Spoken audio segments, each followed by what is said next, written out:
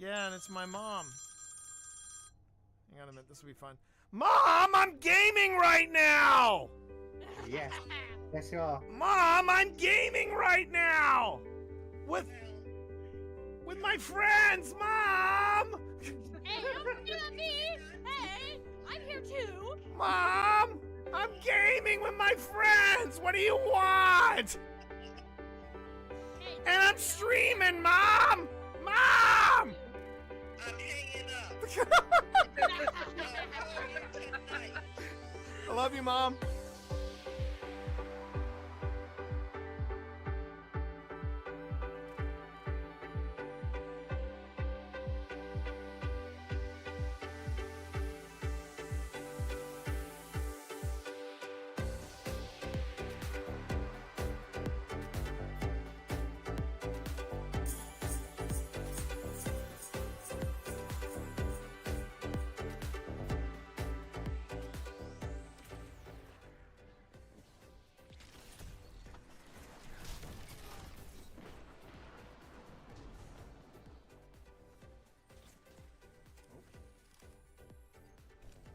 Only 5 minutes left.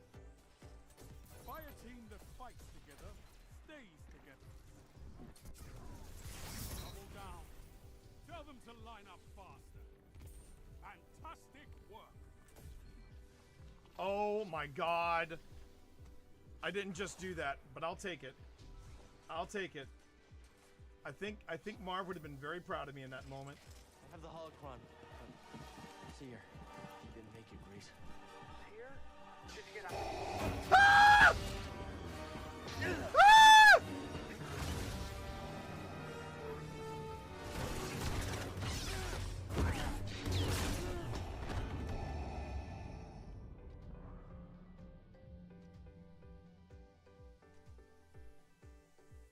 I don't know what happened there. Wikipedia for me, but I have a Wikipedia, and I hate it. Oh wait, is that an empty? Tell me that's an empty suit. Okay, it's an empty suit. Okay. Oh, but I don't like the music that's playing.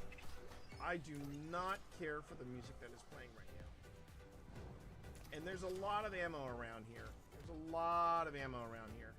I could have swore that was somebody hanging there. I could have swore that was somebody hanging there. Which And should be the upcoming update that's... the hell is that? that is Barry. Barry. So you gotta say hey to Barry. So is this the haunted house in the Halloween season? More or less. And they just keep all their just keep going along. other You're doing prop? fine. You're doing fine. Oh fuck! What was that? What was that? What the hell is that? What was that? I don't know. You tell me. What was that? Okay, yeah. You know what? You know I will get you for this. Yeah, I know. I will Oh, get you bullshit! for this. You're the one, dude. You're the one that took me to TWA at night. I don't want to fucking. Oh, well, I missed this. All right. Anything on your EM? Do you want to play ball with me? Okay. Fuck that. We are off and running, chat. Here we go. All right, Phil, move forward. Now, Phil, I will tell you right now, I will not leave you alone in this game. Open this door, Phil. Open this door to your left. The one that I'm okay. Yeah, the one on the left. Okay, walk in there. And read what is on the portrait, Phil.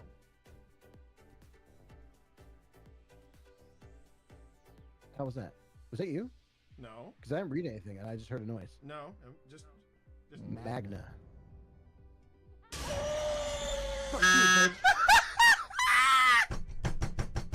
is awesome. Yeah, but that switch does not seem to do anything. Exactly. It just shuts off the armor. It shuts off the armor. Alright, let me see if there's a switch over here. That'd be Well, lovely. these switches here.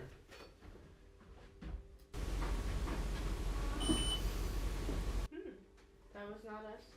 Again. Alright. I think I heard Sabrina say mom. Huh? What? She didn't I thought say you were in that. another room. No, she didn't say anything. Did you not? I heard that. I thought that was. I thought that was Serena. I heard Mom. Me too. I heard it too. It wasn't. That was not a real person. I'll tell you what, I know, I'm gonna take a seat over here. Maker. Maker? You're probably told not to speak to strangers. And that's fine. That's fine. My name is T. And over there's my... Was that you squeaking? Ooh, no, that wasn't. I heard that. Yeah, that's now I hear you squeaking. I heard What was that?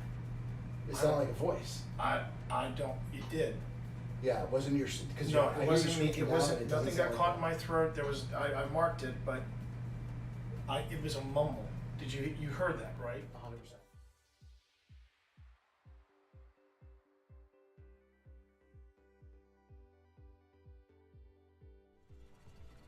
Cat, I swear, are you really doing this to me? Are you seeing this? Ah! Damn it, Cat! Don't. Oh my God! The cat.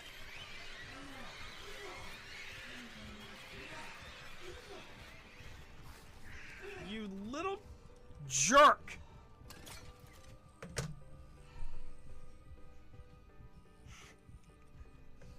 Man? What did you do to my game, Cat? I swear to God. Is that still going off in there, Tina? I would like the cat balls. Someone needs some cat balls. What was that? Someone needs some cat balls. You have. What is that? What is that? Do you hear that, Pet? It's a very wow. Hang on. It's a very rushed. It sounds like a rushed whisper. Someone needs some cat balls. I'm now slowing it down to 175.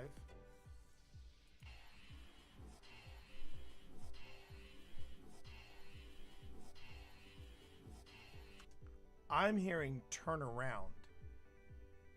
Does anyone else hear that? Which is ironic when you think about it, because usually people say, "Oh, all theaters are haunted." I don't think all theaters are haunted. Well, this one's definitely definitely. I mean, something's. Yes. Yeah. Oh yeah. But- They're just not talking to us right now. They're just not talking to us right now. You want to go in for the green room? But I ask you, since when does an actor never want to talk about themselves? Yeah. Hi everyone, it's me, Twitch Dad, and I'm here.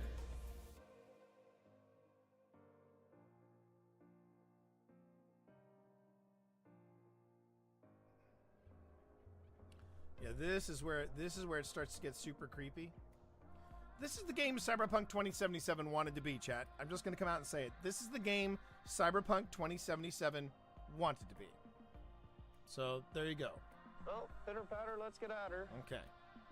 Glad I got that out of my system. Overriding it could destroy my software. But I made that choice when I hooked into the first computer and the consequences it would bring.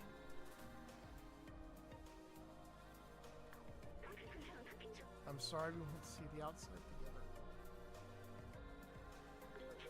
But I needed to carry on the memories of humanity to hold on to the past. But I see futures in companions and you. Here, let me take that off of you.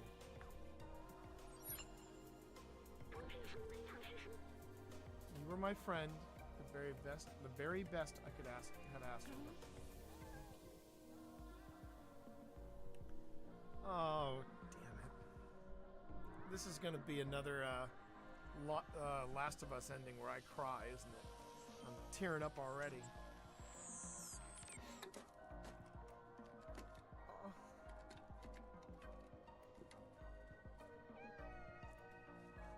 Oh. He's headbutting him. Oh. Oh, my heart! Oh, my heart! Oh.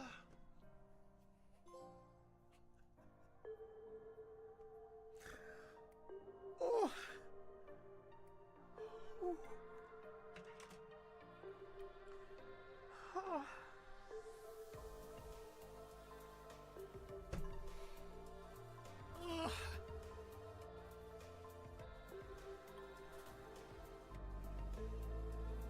Why am I crying in a video game?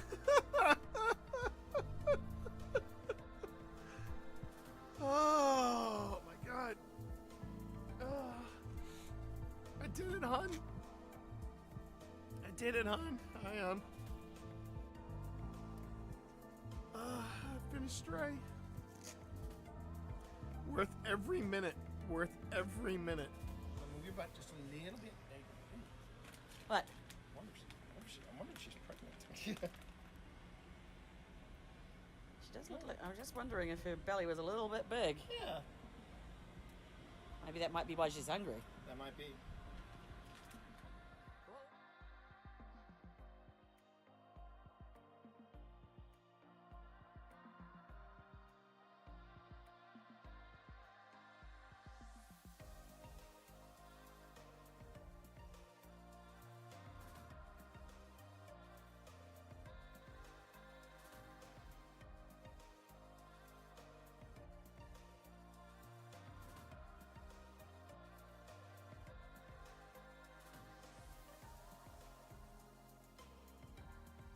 So, Jack, you are upset that Wesley fought for Virginia, fought against his own people from Gettysburg.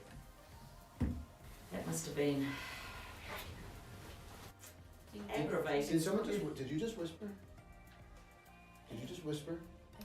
Keep going. Everything you got. No, I don't know. I'm worried. He's back at red.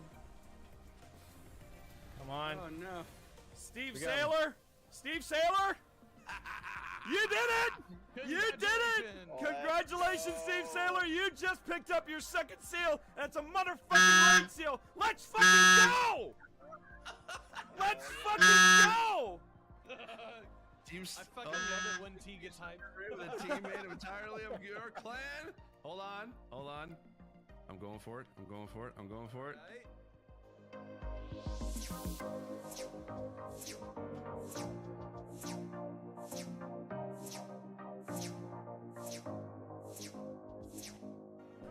Yeah, you just saw 80 inches of me touching my nipples on your wall. You're never gonna look at your wall the same way again. Okay. We are live on YouTube as well as Twitch. I think. Yes, we are. I checked. We are. We're good. I'm still sending out notifications that I am live, but I mean, you know, I'm figuring it out. I'm figuring it out as I go. It's the holidays. Bear with me, everyone. And hi. It's good to see everybody. Good to see everybody. I'll be seeing you in just a moment. Like that. There we go. Yeah, right before I went live, that's when the coughing fit kicked in. First, real quick though, Kate Bentley Gaming. First off, hello, Mother of Warlocks. Second, you might want to either reload or check your settings because I'm looking at my stream. Thank you for loving the hoodie. And according to Streamlabs, I should be good. You should be able to hear me clearly, and there is background music playing, so we are golden, as far as I know. I'm almost perfect, but bless you for that, Kate. I hope you're doing well. TD, thanks for coming in and taking off. I do appreciate you being here, regardless. And yes, you're right. We need to catch up. It feels like an age since I've talked to TD0013. Been years since I've been to Phoenix, which sucks. But hopefully, knock wood, hopefully, some things are going to be changing very soon. I had what could only be described as the most open, transparent, and honest. Let me just throw that out there. Honest interview I have had in all my time of being in the professional sector. And Skylar just dropped, what was that? 500 biddies? Excited for the stream? Need a distraction? Well, you're gonna get one today, but thank you for them Christmas biddies. Very kind of you. If folks are still in the giving mood, I would very much like to direct your attention over to the charity that I am raising money for. We are sitting at a different total since I was last on. Give me a second and I'll look at that. But yeah, we are doing a charity stream all through the month of October. Too bad it's December. Jeez, wow. Let's try that again. We are doing a charity stream all through the month of December, which is currently the month in question. We are I'm on the PC side of things, so I don't have to do that. That has been the toughest thing for me. That has been the toughest thing for me to wrap my brain around in my new setup. So I have a new setup, and I'm using the same keyboard for my PC as well as my Mac. The problem is, when I get to the PC side, I'm still using the Mac shortcuts as interpreted by the PC side, which complicates things because that's not what I want to do.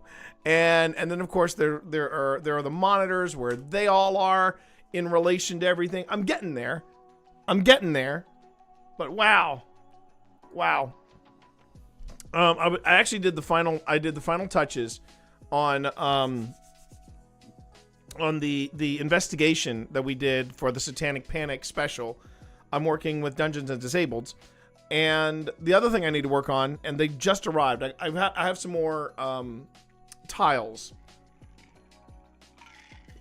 some more sound dampening tiles that I think I need to take care of because the studio itself is almost there. It almost sounds the way I want it to sound. It's not quite there yet, but we're getting there. It has been something of a process, mainly because of also the job hunt, as I've also mentioned. The job hunt has added its own unique challenges as well. That's not to say that I am no, I'm still sitting at 710. Okay, that's not to say that I'm in dire straits or anything. We're just we've just been hitting the ground hard so that I can get a full-time a full-time income. And if anybody asks, well, why don't you do streaming? Yeah, here's why we're not doing streaming full-time. One, numbers aren't there. Just setting it up, putting it out there, and I recognize this, and I accept it. The numbers aren't there. Yeah, it doesn't mean I'm going to stop anytime soon. I enjoy what I do, so there's that.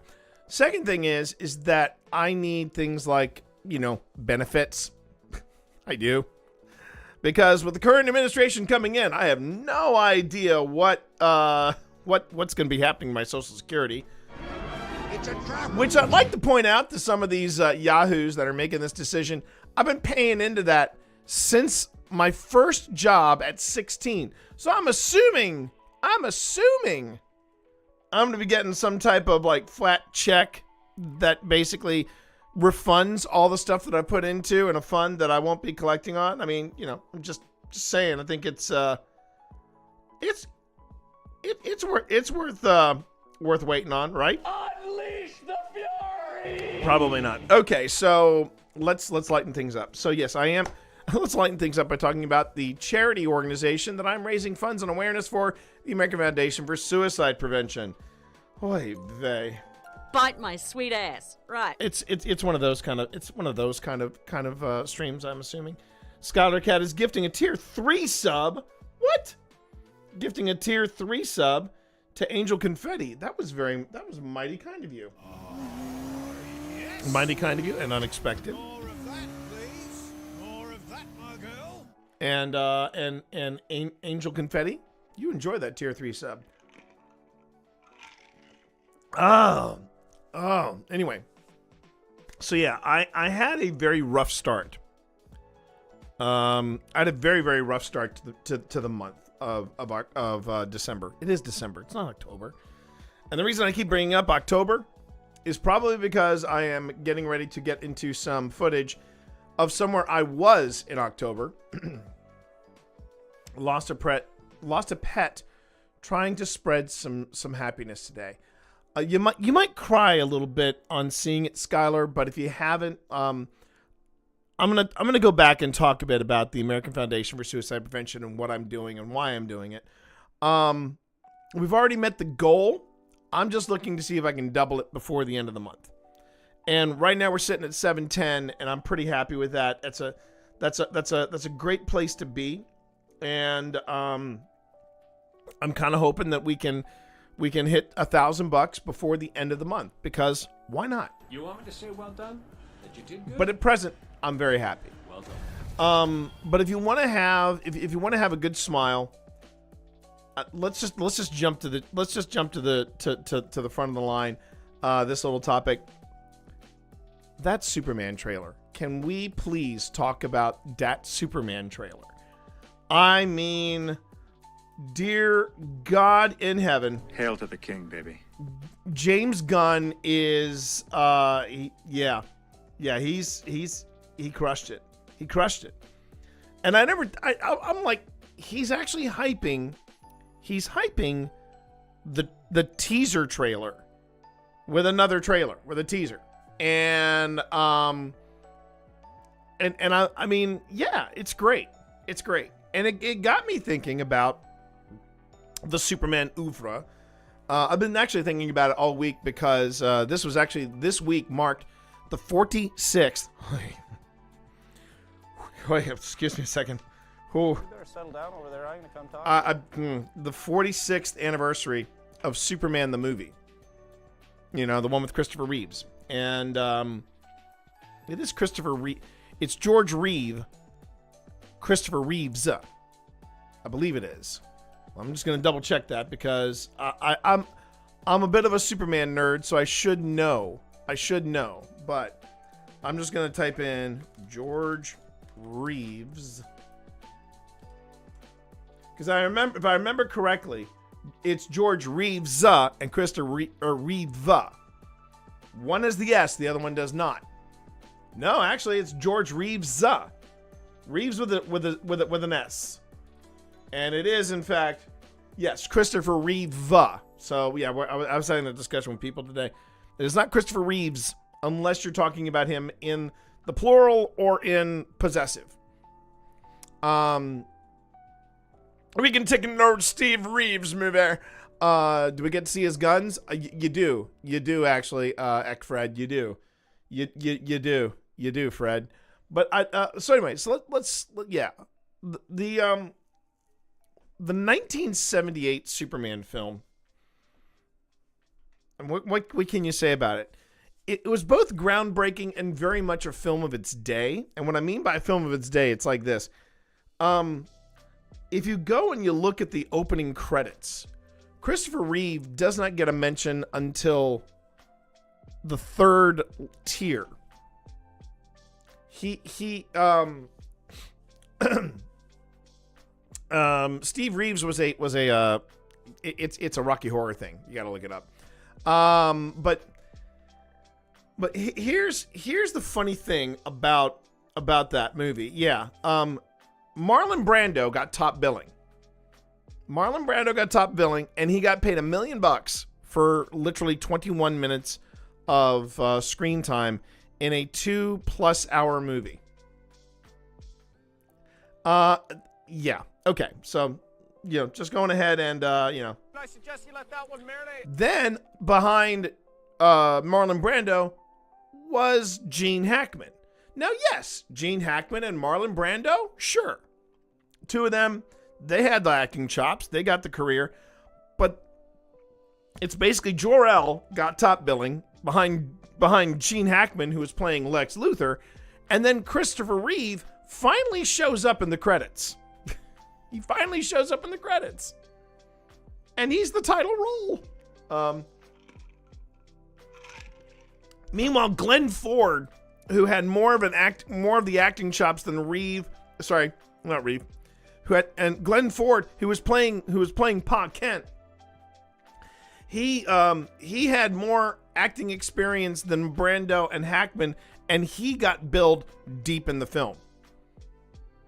I wouldn't call Glenn Ford was a big man. He was part of the big man's club. I would not have called him in his day, a character actor. He had them chops. Frickin' John Williams on the music, though. I hear you, Fred. So, that movie is great. it still holds up. I actually went pseudo viral this week on Threads. That's why it's pseudo viral, because it's Threads. Figured it. Anyway, but I would have been more impressed if I'd done this on Blue Sky. I'm loving Blue Sky. Threads is Threads. I mean, I get some weird stuff on Threads. I'm still getting weird stuff on Threads, and I'm managing it. But the funny thing was that you can actually go viral on Threads for the weirdest things. And one of the things that I just commented on, I just commented and reposted the clip of Christopher Reeve debuting as Superman, you know, or the night Superman first shows up in Metropolis. And it's just such an iconic scene, you know. Lois is hanging from the helicopter. The helicopter's slowly sinking lower and lower from the top of the building. And Christopher Reeve runs up, and I remember the reaction. In the theater when you saw the telephone booth, and people got really excited. And then Richard Donner, the director, pans out, and you see it's one of those old. It was one of the new design telephone booths where it was just sort of partial. It was like a partial shield for privacy, but that was it. And you see Christopher Reeve run up to it, give it a look over, and go, "Nope, that ain't working." And he just runs. And I remember the audience dying, because that was a nice little nod to the trope about the telephone booth. And then of course he hits the revolving door, comes out of Superman, and we hear the fanfare.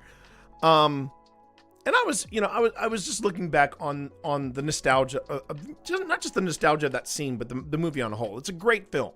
It is a great telling of the Superman legacy, the Superman mythos, the Superman oeuvre, whatever you want to call it.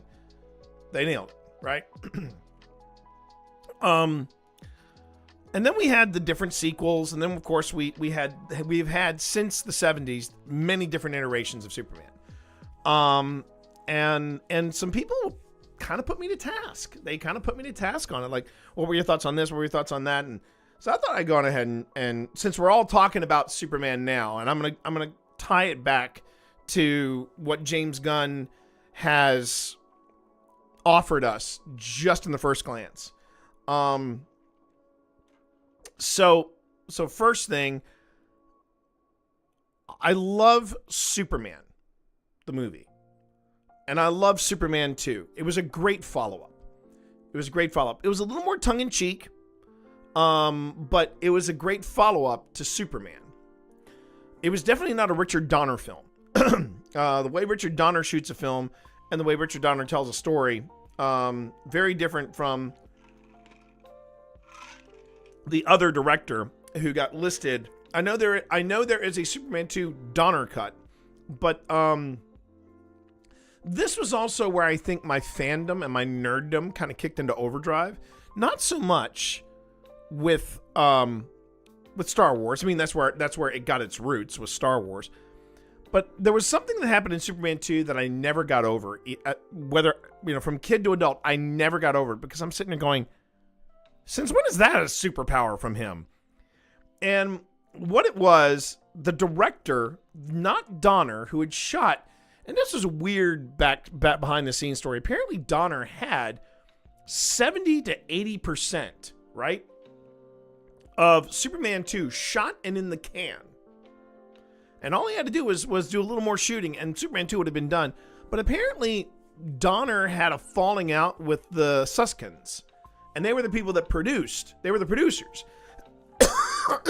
So they passed on the mantle of director to the second unit director and said, "Don't worry, you'll get your shot with the third Superman film."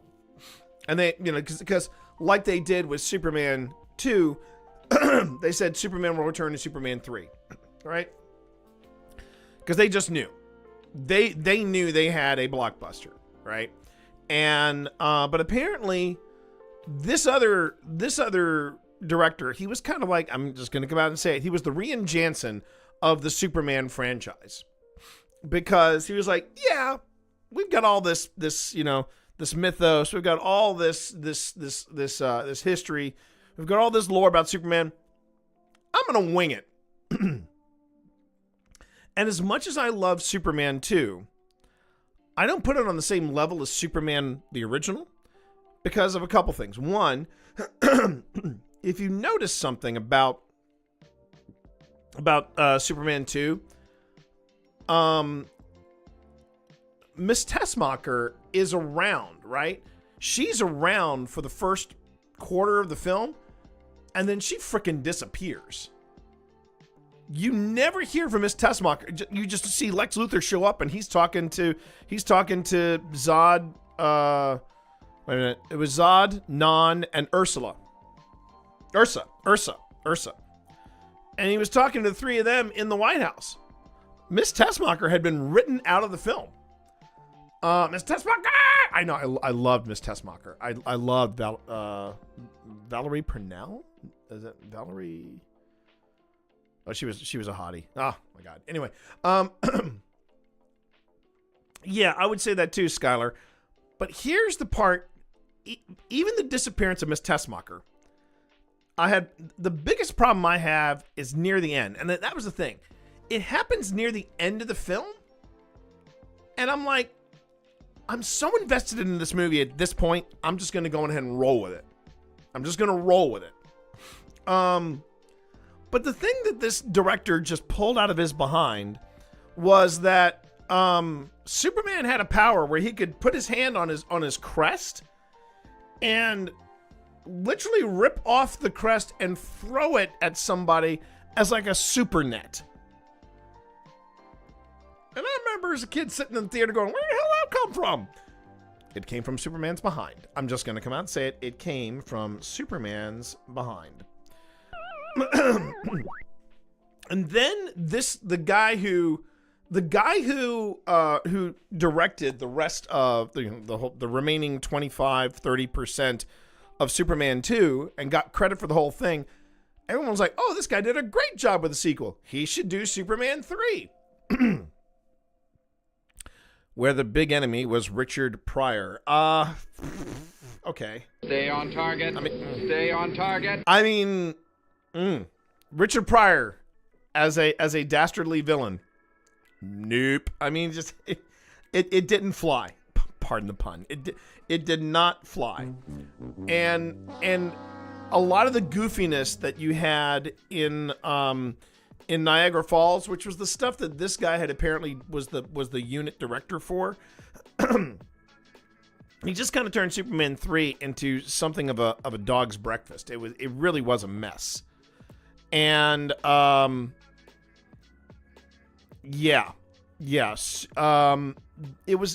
Superman 3, and then the subsequent ones that followed were just not good films. I'm sorry, but they were just not good films. But the original Superman from '78, man, that's classic. It's such a gem. So let's address the 800-pound edgelord gorilla in the room, Zack Snyder and Man of Steel. Now, should have been Pryor and Wilder as a devious duo. Now that, Fred, that would have been Monkey. Okay. But you're absolutely right, Monkey. If it had been Gene Wilder and Richard Pryor, oh dear God, I think that would have been an incredible Superman 3, but 'twas not. So let's talk a little bit about Man of Steel. I'm gonna be that guy, and I'm gonna drop a very hot take. Man of Steel works. Even with the blue filter and the subdued colors, it worked. I personally not only enjoyed Man of Steel, I liked the changes they made with Man of Steel. I tried to block out Superman 4. I believe that one was the Quest for Peace, and if people ever look at Superman 4 and go, what the hell happened? Look at the producers. It was the Cannon Group These were the guys that made all of those idiotic, brainless, mindless Chuck Norris films of the 80s. So there's that. So anyway, and sadly, that was the one that Superman 4 was the one that Chris Reeve got top billing. Because even in Superman 3, in Superman 2, Gene Hackman got top billing. In Superman 3, Richard Pryor got top billing. So I always felt bad because Christopher Reeve finally gets top billing, and it's for Superman 4. Oh my God. Oh, and the Supergirl movie. Ooh, that Supergirl movie. In the words of Sir Peter O'Toole, who played the mentor figure in Supergirl with Helen Slater, visually made a lovely Supergirl, but overall the Supergirl film was an absolute mess. But Sir Peter O'Toole said this about, people were talking about, they were comparing his roles in films like My Favorite Year and, Lawrence of Arabia and some of the more modern films that he had done, and then compared them to other roles he had done, like Supergirl, for example. And he said, in Hollywood, you have two types of films. One for dough and one for show. Supergirl was for dough. And so, yeah. Bless him. So you have this, you have Man of Steel. And honestly, I feel like we got robbed. I feel like we got robbed of what could have been with Henry Cavill as Superman. Because I really did like his Superman a lot. I found that so with and the way I kind of broke it down was this, and I've broken it down to, I would say my my top 3 Supermen, which would be Christopher Reeve. Yeah, Christopher Reeve. Henry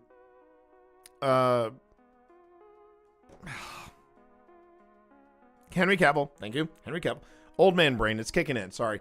Henry Cavill. And finally, and I know I'm going to probably screw up the pronunciation of his name. I was just getting there, Zed. Tyler Hoechlin. And if I have effed that up, I apologize.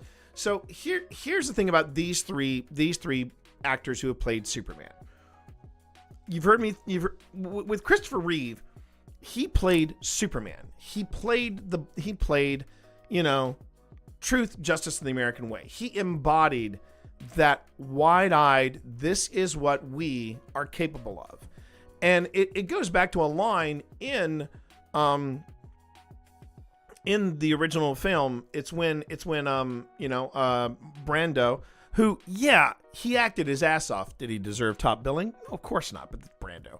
But Marlon Brando as Jor-El, still not my favorite Jor-El. My favorite Jor-El, I think I'm going to give that to Russell Crowe, because he freaking brought it as Jor-El in Man of Steel. But with Marlon Brando, he says they are good people, Kal-El. They wish to be, and you have to show them. You have to show them the light, or something along those lines, about their potential. It was all about potential, and I feel like Christopher Reeves, that's apostrophe S, Christopher Reeves' Superman was in fact the potential of what we were capable of. And his Clark Kent, sadly, was something of a caricature, right? And it was, his Clark Kent was fun. His Clark Kent was fun, all right? But, I think and that was the approach to Superman, and that's the way a lot of people like to play him. Even Dean Cain, when he played Clark, he played Clark as like an aw shucks kind of guy, and maybe a little bit of the sad sack, maybe a little bit, but that was. But we're talking about Christopher Reeve and his Clark Kent Superman. But I always felt like his Superman was about the potential and the honesty, truth, justice, the American way, flag in the back, all that. That to me was Christopher Reeve and his Superman. Then we get to Henry Cavill. What I really think Zack Snyder nails, although it was clear that he didn't like the character of Superman, and he didn't like the character what it stood for. And I'm sorry, but in my personal Snyder cut, Superman would have been back in the red and blue.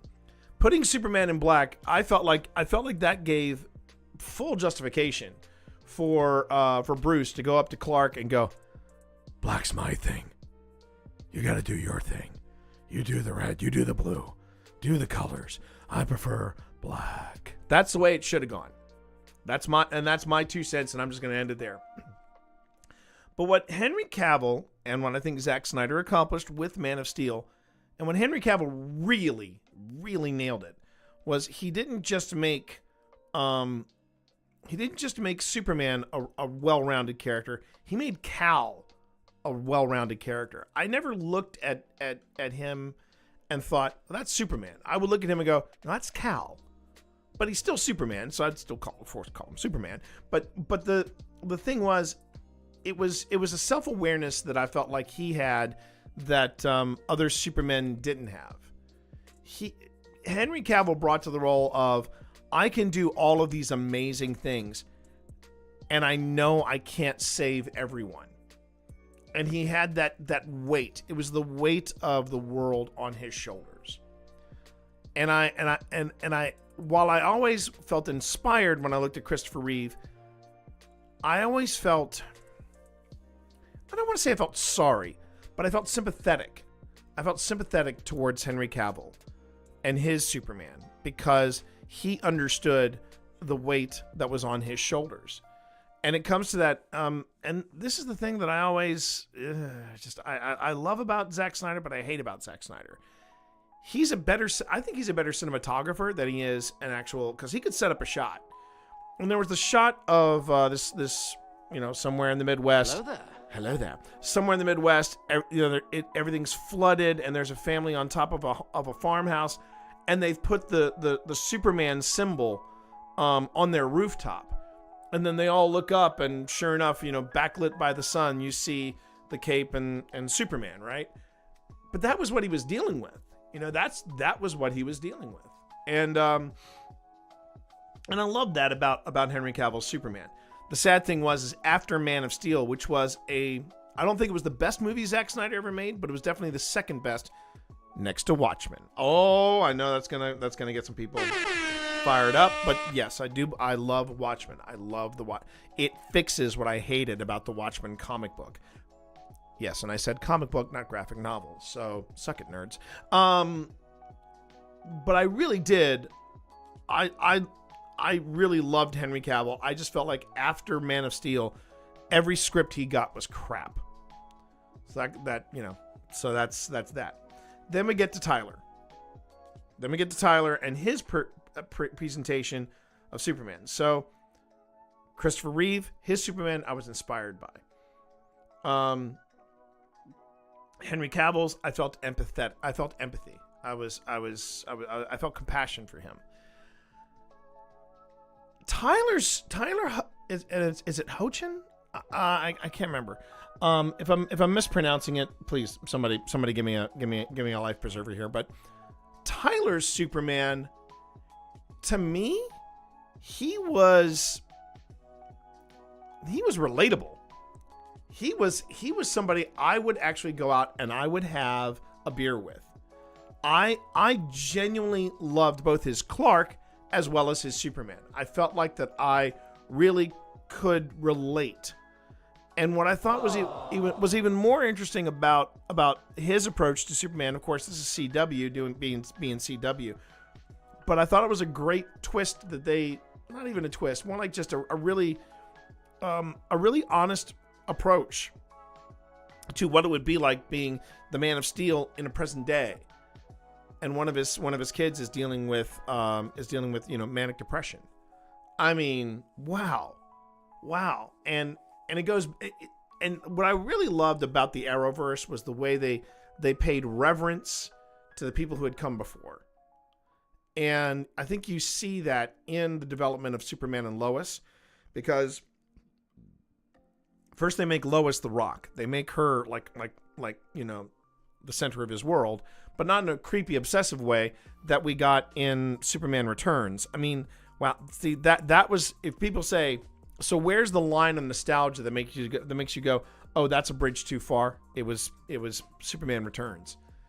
And remember, they had a really Hecklin.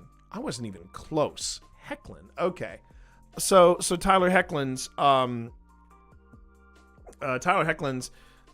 Superman, I feel, was relatable, but they were all tied back to those who had come before, because there's a great line in Superman the movie shortly after Pa Kent has his heart attack, and it is it's when Clark is there with Martha, Ma Kent, and he says, all those things I could do, all those powers, and I couldn't even save him. And that's the situation with Tyler Hoechlin. He's got all these amazing powers, and yet his son is suffering from manic depression, and there is nothing he can do. Nothing he can do, and that's heavy. That is super heavy. And to put that at the feet of Superman, I thought was amazing. And when I look at James Gunn, and I look at this trailer, it has that nostalgia. I mean, obviously they do the rock and roll version of John Williams' Superman March, and even Gunn said, if I didn't use it, it would have been a crime, because he is so linked to that music and to that score, and it was one of his favorite scores and one of his favorite movies growing up. So I can relate with that. But when I was watching this trailer, this teaser trailer, my initial thoughts were, you know what? This doesn't feel like nostalgia grabbing at all. This feels like a return to form. This feels like, for me, it feels like Superman and the Jumper, which I shared on my socials today. And if you're not aware of it, it's a wonderful, wonderful Superman comic. And there are two where Superman literally talks somebody off a ledge. But this one was particularly powerful. And at least once a year, I always throw it in. I throw it in Superman and the Jumper. You can look it up. It's available online. You can take a look at it. But it's just this wonderful, very subdued moment with Superman and this girl who is about to end her life, which kind of ties in back to what we're doing with the American Foundation of Suicide Prevention. But what I remember, and what is so powerful about Superman and the Jumper, is at the very end, when he holds out his hand, he says, I am not going to save you. If you want to walk off this ledge, you can do that right now. And he says, but if you want to live, if you find a reason, if you find hope, then take my hand. And God, I'm getting emotional just thinking about this. And the way they do the panels, you can't tell which way it's going, but the final panel are the two of them floating in the air. Spoiler alert. Two of them floating in the air. He's just got her in a brace, and he just says, it's okay. I got you. And she's just whispering over and over again, okay, okay, okay, okay. And to me, that's the true power of Superman right there. That is my Cal. That is my Superman. And I feel like we would have gotten that with Cavill. I feel like we would have gotten that with Cavill if we had given him a better script. And I but I was watching this, and I feel like it is nostalgic, but I feel like the upcoming Superman is nostalgic, but in a different way. It's not as nostalgic for just Superman, it's nostalgic for DC Comics. Because in this we have Guy Gardner, we have Hawkgirl, and we have Crypto. And holy cow, did the internet go wild for Crypto, and for all the right reasons. I was saying, people, Hey. Crypto's not a good dog. Crypto is not a good doggo. He is a super doggo. And man, if you don't know what I'm talking about, you need to see this trailer because I thought it was just really cute how he's wheezing, he's in trouble. And I also like the way that Gunn opens that.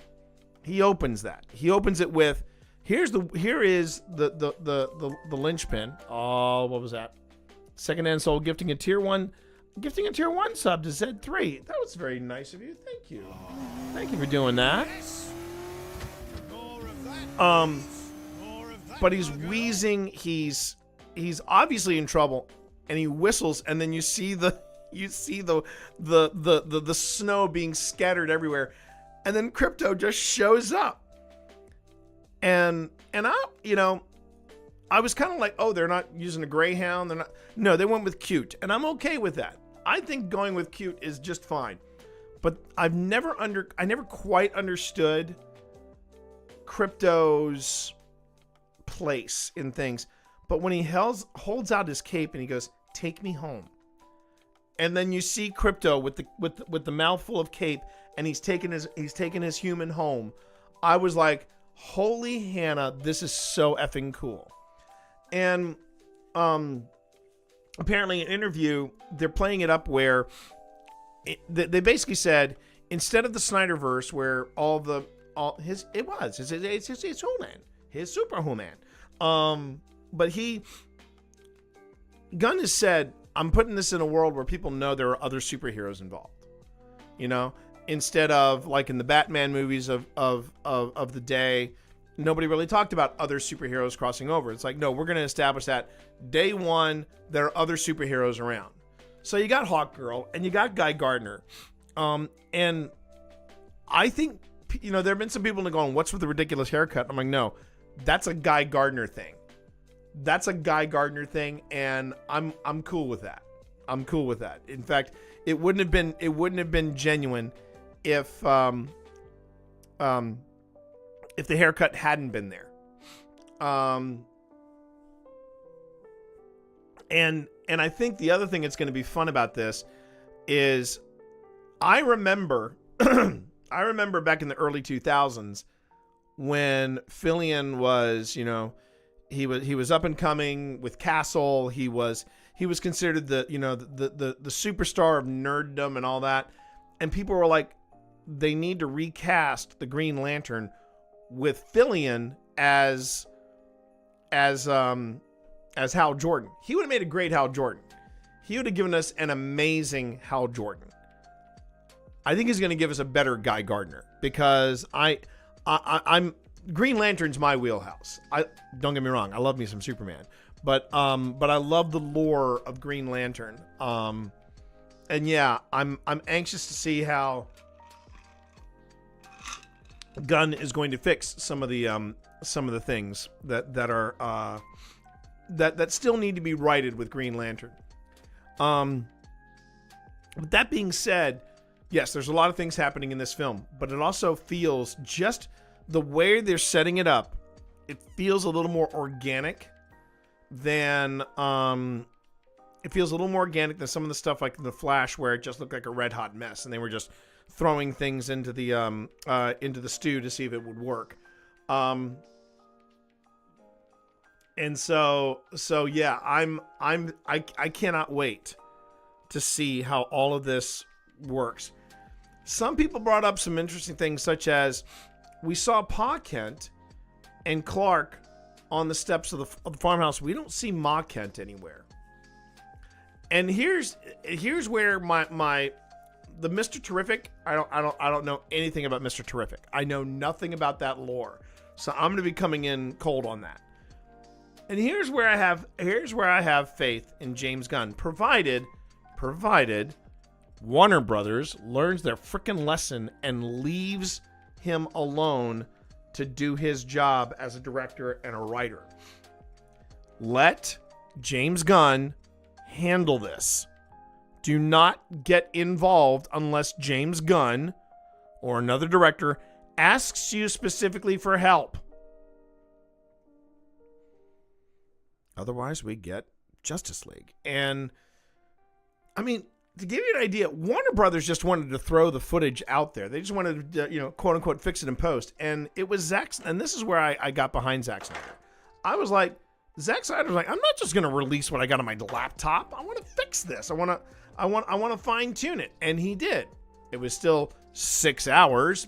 And I think that could have been better negotiated. But, I think that I think, especially with watching what James Gunn did with Peacemaker, the stuff that he got away with Peacemaker was not only freaking amazing, it was also ridiculous. And I'm sitting there going, if this is what he's going to do with some of the heavier hitters, like Superman, I have faith that he's going to make this work. Yes, I would have loved to have seen Henry Cavill come back, but I don't want to reboot with Henry Cavill. Besides, after watching the Warhammer 40K short on Secret Level, I want to see what Henry Cavill is going to do with Warhammer 40K. I think that's going to be a new level of intensity right there. So yes, I'm very, very excited about the new film. I think it's going to be amazing.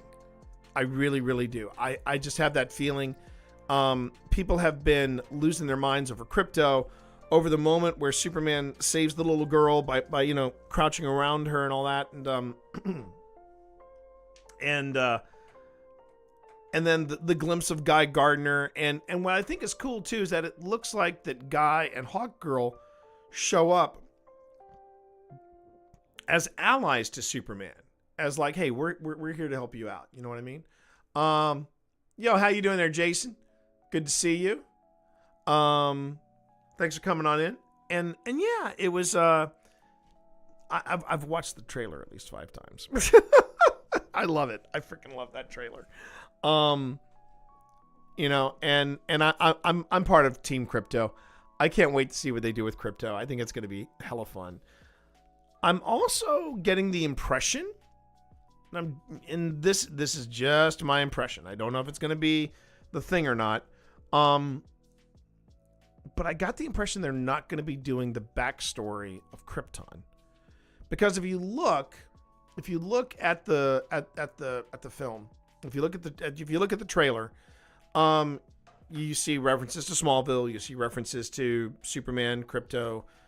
You don't see any towards the home planet, and I'm okay with that because we know the story. We know the story. It has been told, tale as old as time. And when they did it for the Arrowverse, they just kind of stepped on in. They just stepped on in and they just said, okay, here's where we are. Now, how they're going to do Lex Luthor. Nicholas Holt's he's going to nail that. He is going to nail that. I'm just, without a doubt. Most media that shows Doggo, he just gets thrown in until later. Well, that's the thing that I always thought was kind of complicated. They were talking about how they've always talked about how Superman was the lone survivor of Krypton, and then Supergirl shows up, and they're like, wait a minute, how'd that happen? Then Crypto shows up. I'm like, whoa, wait, what? And then there's the shrunken city of Kandor. And I'm like, wait a minute. And it just got a little out of control. And then, of course, there's Brainiac. See, I always thought Brainiac was...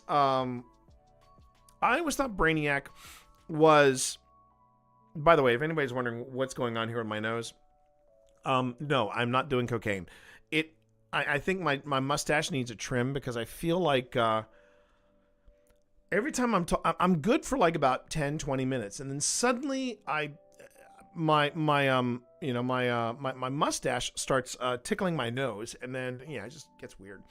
There's the clone child of Superman secondhand. There's Bizarro. I mean, and from what I saw, I haven't finished my watch of Superman and Lois, obviously. I am so backlogged on stuff. And this right after I started a rewatch of The X-Files, which I'm probably going to finish before the thing about my rewatch of The X-Files, my rewatch of the X-Files is only going to go so far. And then when the cast is Gillian Anderson, David Duchovny, and Robert Patrick, I'm gonna be like, yep, I'm out. No offense on Robert Patrick, I love me some Robert Patrick, but he was that third wheel, and they did not know what to do with him. They really didn't. And Jason, I appreciate you enjoying the podcast and enjoying what we put out for Old Spirits. Which brings us to tonight. Tonight, everybody, we are setting up a brand new project, and we are going to be working with footage from season 4, or what is going to be coming up in season 4. As far as I know, the rough cut of my part of the Satanic Panic experiment is done. In fact, I sent Steve the link to it so that he could look it over, give me any kind of feedback he would like to give me on. But yeah, it's pretty much it's pretty much done. So I'm very, very happy about it. The way it turned out, yeah. I see you shiver with empty. You're gonna love it. You're gonna love it. You're absolutely gonna love it. Thanks. And when's it coming out? I don't know. Will it come out before the January 4th investigation that we're going to be doing live here? I don't know. Is it going to come out January 17th when we do the live investigation of just OSI at Annaberg Mansion? I don't know. But I can tell you this. When we drop the investigation part, we are going to drop right next to it. We're like at the same time, we're going to drop the D&D episode. So if you want to watch Dungeons and Disableds and you want to watch the way the dungeon itself went, you can do that. If you want to watch the investigation and then do it linearly like that, you can do that too. I don't know if anyone has read these books, but I've been reading Skullduggery Pleasant novels. It'd be wonderful if we turned into a series or a movie. January 4th is this. Yes, is a Saturday. It is a Saturday, and I'm still working on times, hours, and things like that. The details are coming, and that should be by next week. I'll have all those details up, which is a good thing because, of course, next week is Christmas. Hallelujah! Holy shit! Where's the Tylenol? Oh, and you'll be able to mod. Fantastic, secondhand. That's good to hear. Thank you. All right, that's good. All right, so let me go on ahead and change up a few things here. Let's see. I don't think anybody will notice any major changes over on YouTube. Which, yes, we are streaming over on YouTube as well. There we go. Changing up the category to IRL, and then we will be setting up the workspace. So the footage we're going to be looking at for season 4 is the footage that I have collected for Annaberg. Now, what's really exciting about Annaberg is that this is a property that has never been investigated before. It just reopened to the public.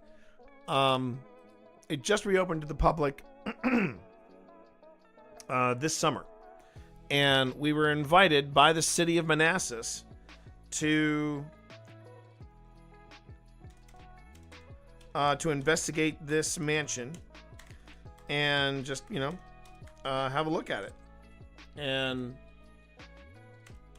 I could not have been happier to be a part. It was also really nice that the city of Manassas is actually looking out for us, and they like what we do, and they like us. We did not actually go there; they came to us. You'll be able to mod, just can't get to the event. No, I understand. The other thing too about this particular event. Because I did talk to Phil about it. I said when we secured the dates for it, I said, okay, do you want this to be just us, or do you want it to be us with a few close friends? When it's just when it's just us, not justice, but just us. When it is just us, it is the core four, as I like to say, the core four. Myself, Pip, Phil, and Tina. You know, the original folks that are that started up this whole thing. You know, and I'm supposed to be getting in touch with Phil and Tina very soon, so we can talk a little bit about the details of what's going on here. And I also want them to make sure that they know the reason the reason that things are the way they are in you know, in this this investigation. And what I mean by this investigation, I mean the USS North Carolina investigation, is that, you know, due to time, due to constraints, due to budgets, Pip and I can make it, but yeah, the OGs of OSI, exactly, Christina. Hey, how are you? We got your lovely invite to your graduation. We are so excited for you. Well done. So yeah, so we will be doing the North Carolina with different people, with different people. Right now, it is just, as far as I know, it is just me, Pip, Phil, and Tina for this Annenberg return, and that was the way Phil wanted it, and I think it's because, and I think he is absolutely right in mentioning this, and you know, and bringing it. Oh, I didn't want it to all. No, I just wanted to import it. I didn't want you to make a sequence out of it. Jeez, guys. Oh, for frig's sake. They did this. They did this all wrong. This is not the way I wanted to bring in the footage, everybody. Hang on a minute. I'm going to have to do this again. I wanted you to import the folders. Thank you very much. Do not save this. No, do not save this. All right. We're gonna try that again, everybody, because reasons. So that's what we're doing. That's what we're doing on the 17th. The 4th. This is also the other thing that's really cool about the USS North Carolina is this is a collaboration with somebody that really wanted to be part of the Satanic Panic, but at the last minute couldn't make it, and I felt bad that they couldn't make it. So, I want to go on ahead and make it right with them and take them somewhere because they were just lovely. They were lovely people to meet. All right, we're gonna try this again. Okay, create. Yeah, replace the project. Now, I want to see where I missed the option where I was like, yeah, okay, create a new sequence. Don't do that. I want to import. Yeah. I want to import the folders.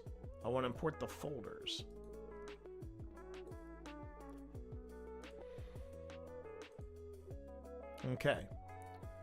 Wait, which? Oh. All right. So this should do it. I think we got it. I just make sure that there's nothing. Organize media. Add to new bin. No, I don't want to add to new bin. Copy media. Create a new sequence. No, I don't want you to create a new sequence. I don't want any transcriptions. I don't want any of that. I just want you to bring in the folders and we are good. Let's see how this goes. If it foobars again, I'm going to do it the old-fashioned way. So far, your favorite investigation was the candy factory. So here's my question, Jason. We did a couple of things at the candy factory. Are you talking about the candy factory one, or are you talking about the candy factory when it was a haunted house attraction? Because we did that one too. And both investigations I'm very proud of. Both investigations, you know, I'm thrilled with the way they were. Still didn't work, everybody. Give me a second here. Don't save. Jeez. I didn't realize it was going to be this much of a hassle. Okay, let me just check something here. Okay, I'm going to open a project. I'm going to call it Annenberg. Actually, let's do this. We'll just call this one Investigation and then Annenberg. And then I'm going to put it in there. I'm going to say create it. It's going to give me the option to import things, and I'm going to be like, nope, skip this. Now I can go on ahead and set up everything properly the way I need to. Jeez. Okay. Will you let me import in this full... there we go. There we go. Now, what if I... Yes. Perfection. That's what I want to do. I want to... No. I didn't want to do that. Sorry. Control. There we go. There we go. Now import folder. Oh, jeez. Just import the folders. For frick's sake. Really? That's what you're going to do to me? Oh my God. I hate it when technology... Are you talking about both? Got it. Okay. Sorry, I'm trying desperately to import in stuff, and now it's saying, are you going to just... Wow. We were unable to open the file on the disk? Really? Really? Really? Jeez. Don't get me wrong, I love GhostTube, but man, sometimes, I love Premiere. Sometimes Premiere wants to challenge me. I really feel like sometimes Premiere just wants to challenge me, just to see how I'm going to handle, the pressure. The pressure. Okay, let me go on ahead and import in another folder. We have to do this one folder at a time because it's going to... Jeez.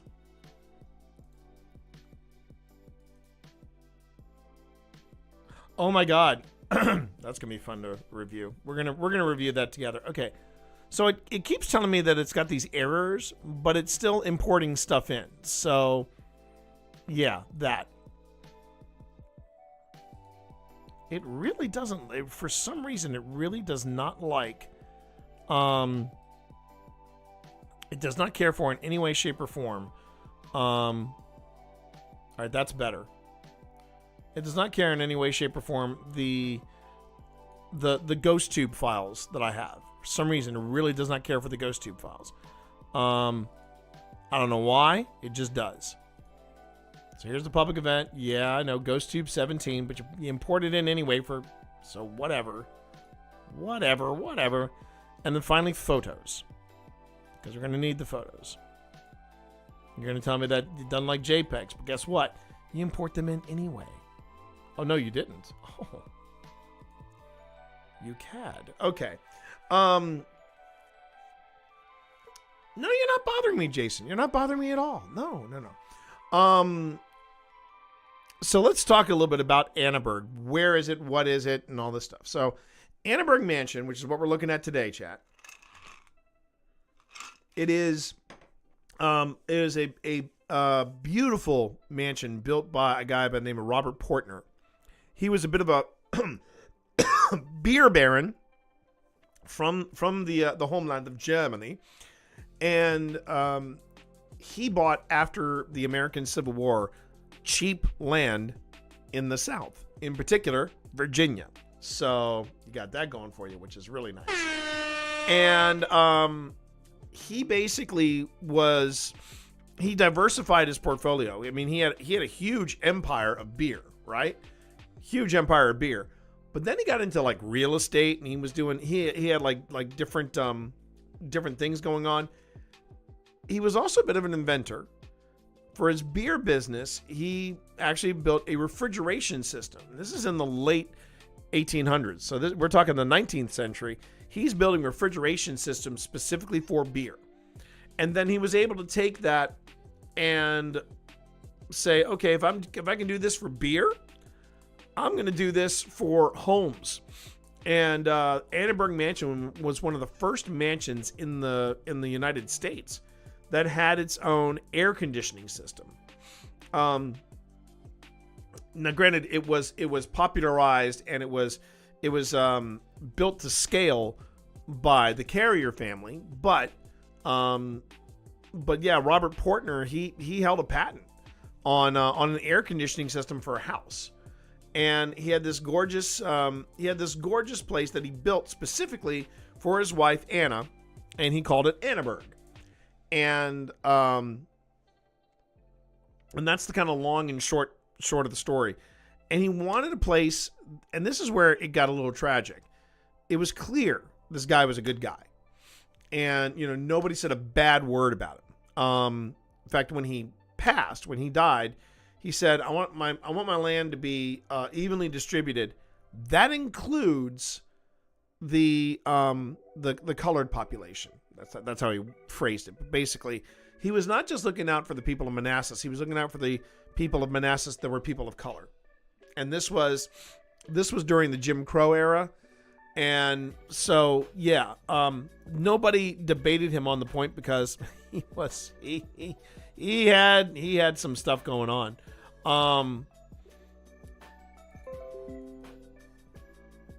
Yeah, that was what he was all about. Now wait a minute here. I know. Let's see. Okay, let me just. I'm gonna close a few panels here just to clean up my interface before we get into it. But where the real tragedy hit this family, and it's a bit heartbreaking when you read up on this. He basically wanted Annaburg Mansion to be a place for his family, a safe haven, a place they could rely on, a place they could go to. And that barely lasted the generation after his. The family it just fell apart. After he passed, the family just kind of, they not only dissolved as a family unit, they were pretty tight in the day. But once Robert Portner passed away, the family they dealt with their own drama and their own problems, and then the dynasty just kind of disappeared. So yeah, it was a bit rough. It was a bit rough. Wait, what's going on here? Oh, okay. And I just saw. Please hold. Your call is very important to us, but please hold, because I just saw that Zodiac dropped a $20 dono. A $20 dono, pushing us even closer to $750. We're at $730 right now for the American Foundation for Suicide Prevention. And the history of this place, like I said, beautiful building, and then they gotta let it go. The family didn't take care of the building, and it just fell apart. There was a tower outside at one point, and people would go there to get high. It was sad. And then to make the place a little, I don't want to say gloomier, but was just kind of an unexpected way they were going to try to rescue the place. Somebody bought the mansion, and they turned it into a nursing home. Now, you would think, oh, that sounds very sweet, until you find out what they did to it. They basically tore up both the east and the west side of the building, and they kind of stuck on wings. So you've got this beautiful mansion, and then these ridiculous wings extending from it. Administration was in the center, and the wings were where the geriatrics were kept, if you will. And it was like that for a while until they started to outgrow the facility, and then they said, okay, we're going to build a place called Annaburg Manor, because that's what they were calling it, Annaburg Manor. And they then rebuilt a newer facility behind the mansion, and they just let it go. They just let the original Annaburg Mansion go. So not only were you in this nursing facility, you were in a nursing facility that had a great view of a decrepit old mansion that was slowly falling apart. Historic Manassas got the lease, and they have been painstakingly putting it back together. They've been rebuilding it, and they've done a great job. You've seen pictures of it on the stream. You're going to see some video tonight. I think the best place for us to start would be some of the preliminary things that we did on GhostTube. So let me go on ahead and let me look. We've got 5, 6, 7, 10, and 11. Okay. So I think we can go on ahead and look at this video. Now, do I know whether or not this video is going to make the final video? So most nursing, yeah, exactly. And Zodiac, if that was you dropping that that dono, I appreciate it. Thank you so much. So let me just see here. I'm going to let's see, pull up a sequence, and we're going to call this preliminary.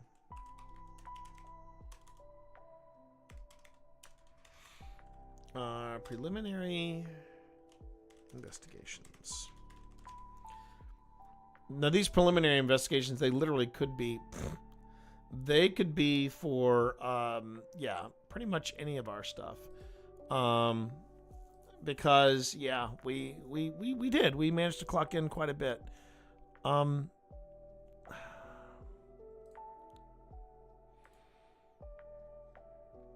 right.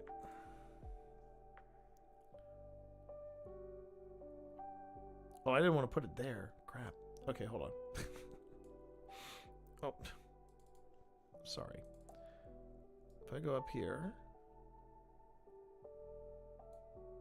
No, I didn't want to do that. Please hold. Okay.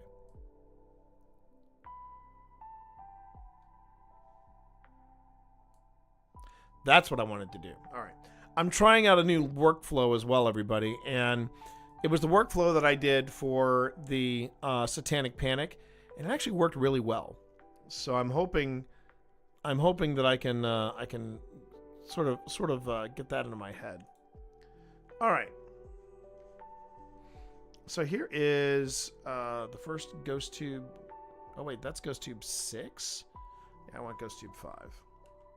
So don't worry, I'll be bringing everybody in so they can see what I'm looking at here, but just, you know, this is the fun part of starting up a new investigation, is making sure my I's are dotted, T's are crossed, and all the footage is going in the right order. We are going to insert that. Okay, great. Now, jumping back to the original disc, I want to make sure that I'm not getting hosed by Premiere, because that is a possibility. That is a good possibility. All right.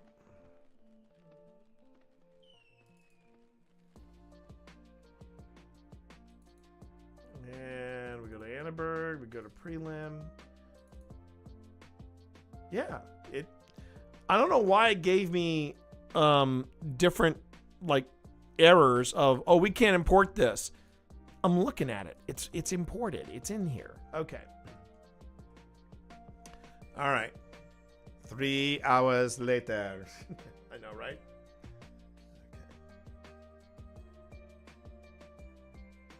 And because we are doing footage review, yeah, hope you've enjoyed the Lo-Fi Christmas from Harris Heller, because we are about to put that on its final pace. Okay, and now we are focused on Linville. I know Win would get a kick out of that. Okay, so here we go.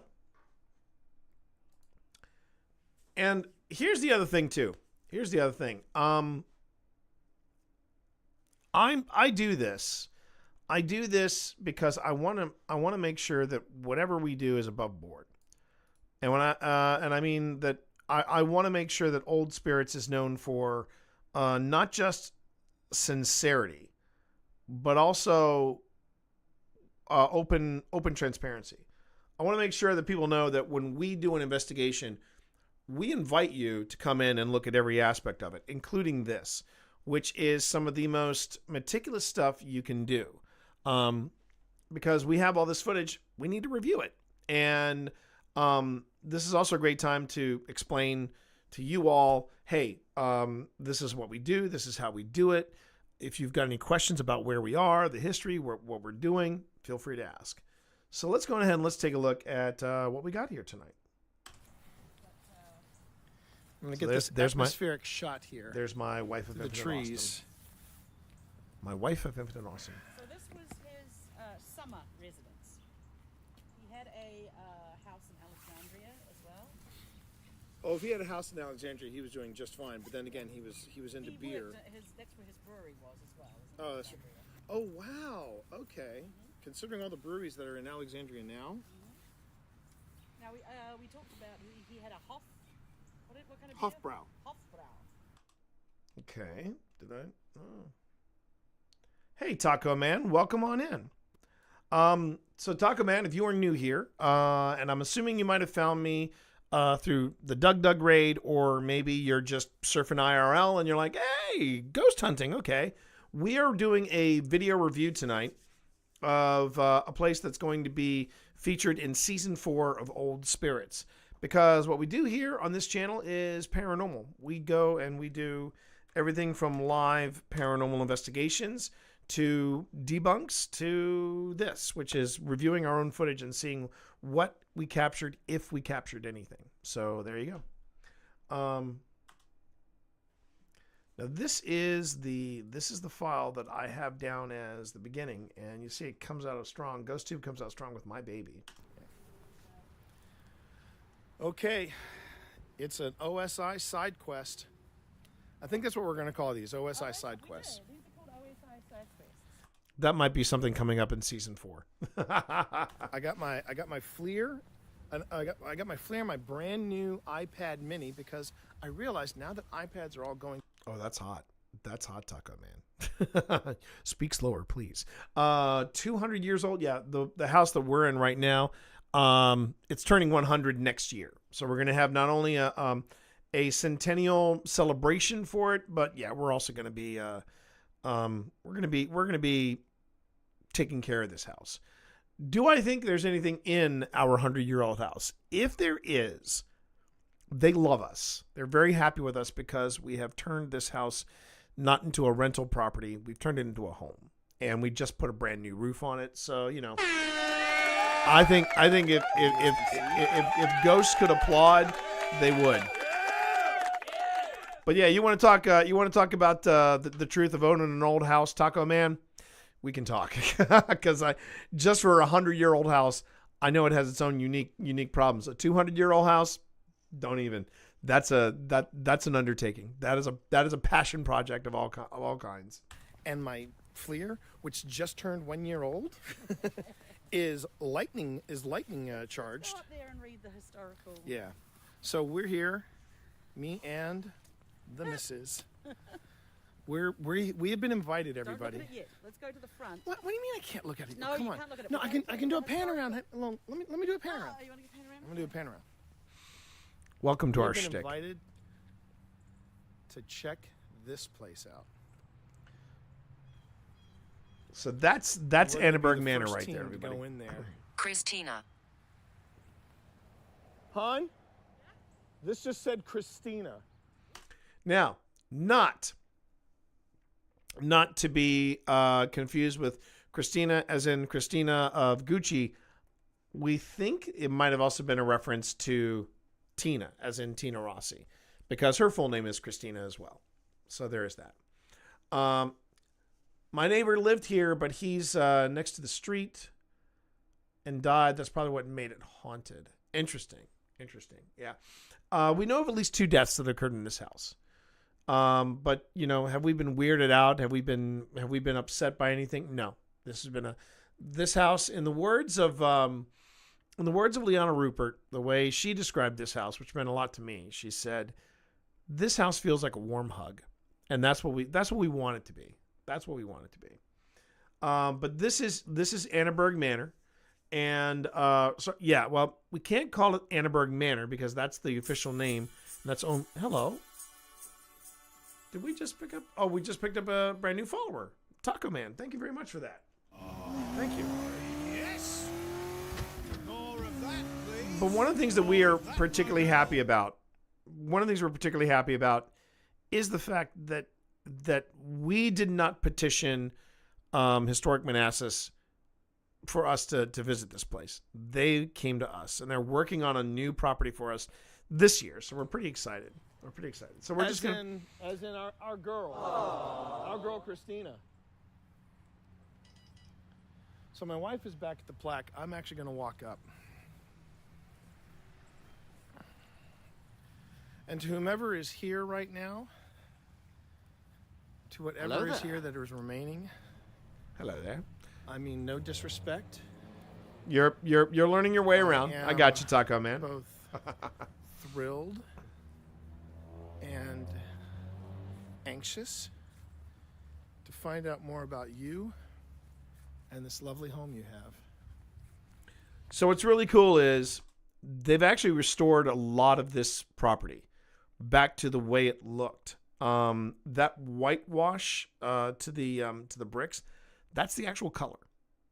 And you'll notice in a lot of these short little prelim videos that we have, we did not get inside until we actually got an evening to go in and do the thing. And we're going to be looking at some of that footage tonight as well, because there's only so much you can get from the outside.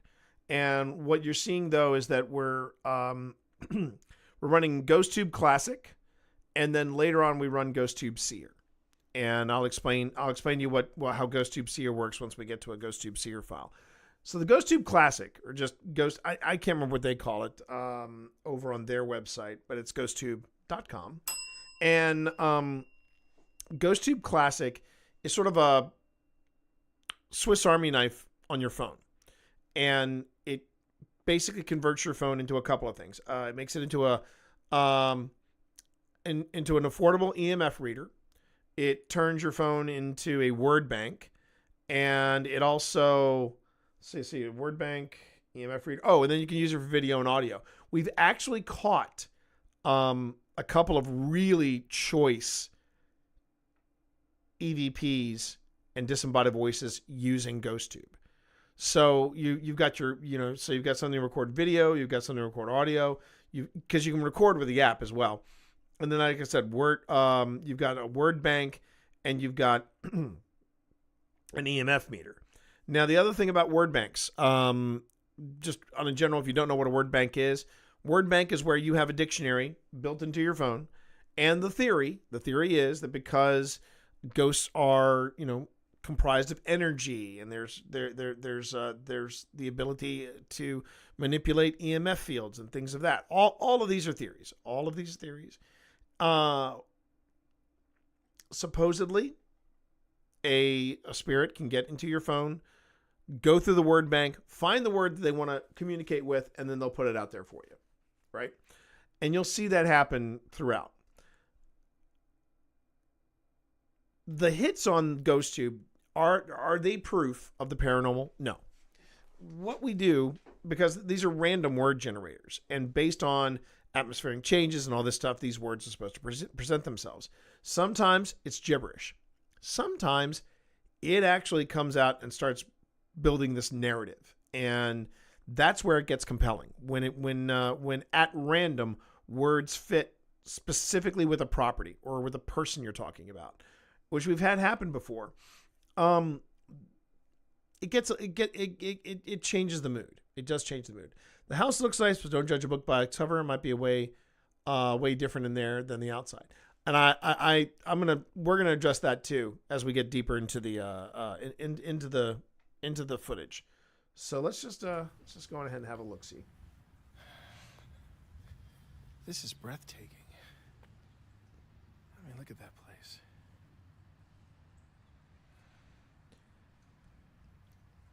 It is a beautiful building, though. It's a beautiful building. And pretty much par for the course. It's very quiet around here. So they're going to open this place up to the public this summer. I'm sure there are cameras and there are different security items around here, and I'm sure they're going to clean this up too. And they did. But for whomever is here right now, I just got to say, this is a beautiful place. This is a really beautiful home.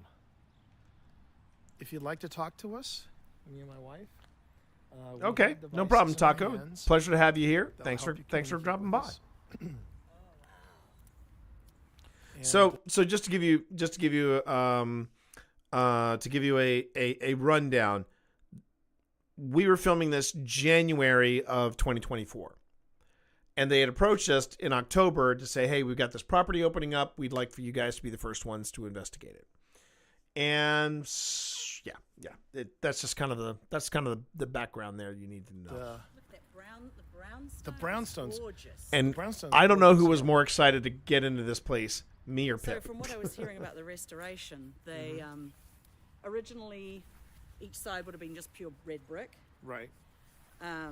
But because they painted it, and you should never paint brick, especially old brick, because it keeps the moisture in. They've restored this to the That's natural as far color. this is as much as they can restore it too. Right.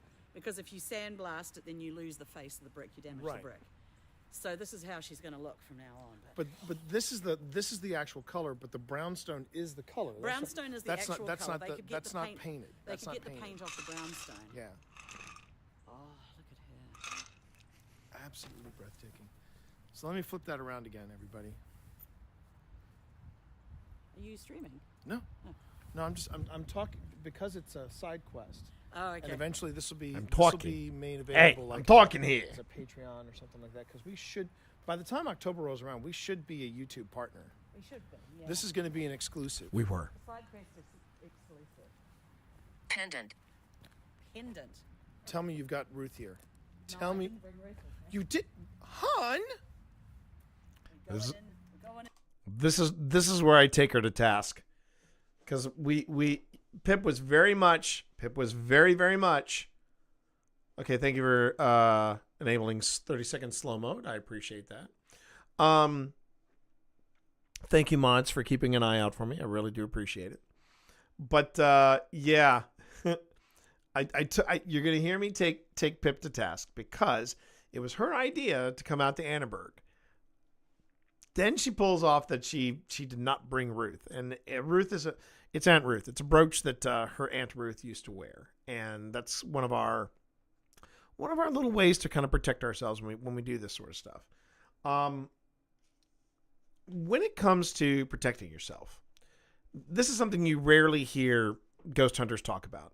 I wish they would talk about it more, because I follow a lot of different groups. I follow everybody, a wide spectrum. Everybody from Adelaide Haunted Horizons all the way to the most extreme I get is I will watch Project Fear. But here's the thing about Project Fear that I don't think people give them credit for. Project Fear, a lot of them, I think all four of them, hey, welcome back, Jason. They're all wearing crosses.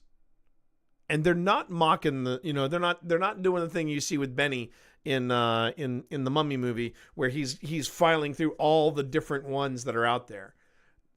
It could be something as generic as a cross. It could be something as specific in the the things that we do. Pip has Aunt Ruth and that brooch, and I have a test tube with an EKG inside of it, and it was my dad, and that's what I carry. It is very personalized, and it's something that Spence and I have talked about on the 5-minute paranormals in between each episode. So if you're curious about it, I mean, I know the folks over YouTube, you guys already know about this because you're there. But for anyone on Twitch curious about that, you can go on ahead and visit us over here.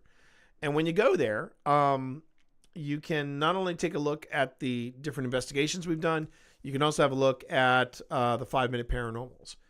And yeah, Jada had a great one. She had a great discussion about it. So good times. All right, let's get back to this. Whoops. Let's get back to this. And That's not cool. What, you mean to tell me this was I your was idea upset. and you didn't bring Ruth? well, I didn't think we would be doing too much, so I didn't bring her. She's with me all the time, baby. It doesn't rely on the people. But look at this. And here I was about to compliment my wife, talk about how she's beautiful and how smart and how. And what does she do? The lion is damaged. Now, She's still all that. I was just upset. are they gonna fix that? I don't know, maybe not. I was very upset. So isn't that interesting? You forget your pendant, and it says pendant. It's a brooch, not a pendant. Honey. I'm just saying, I'm- it's a brooch. Even when it comes to the afterlife, even when it comes to the spirits, my wife can never be wrong. She's like, it's not a pendant, it's a brooch. I do. I feel like Pip has a bit of a dark mafia side to her. It's not a pin, it's a brooch. What are you talking about? It's a brooch. Hey, I'm walking here. Doing some ghost hunting here. Do you mind? That's my headcanon anyway. Wow, you are feeling strong today. You're feeling very defiant. Come on, ghosts. It's not a pendant. It's a brooch. Get it right. And then Pip suddenly becomes Australian.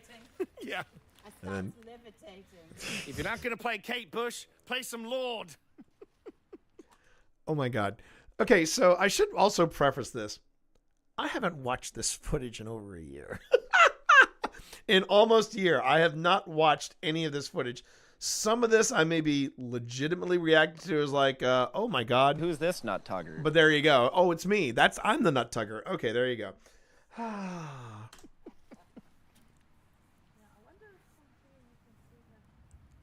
You should watch it more often. Thank you, Walker. Thank you, Walker. Soon, buddy. Soon. From Bavaria. He was an immigrant from Bavaria. And I'm pointing this out because, again, it's at the moment, closed to the public, no trespassing, for your safety and Bless you, sir. Good. And Bless you, sir. Thank you for that. Thank you for that sub bomb. Thank you for that sub bomb. Got the subs coming in. Thanks to Walker, to Winter Razel, to Mini Mags, Saul Aaron, JP Camaro, and Golden Flower. Thank you very much, buddy. Thank you so much.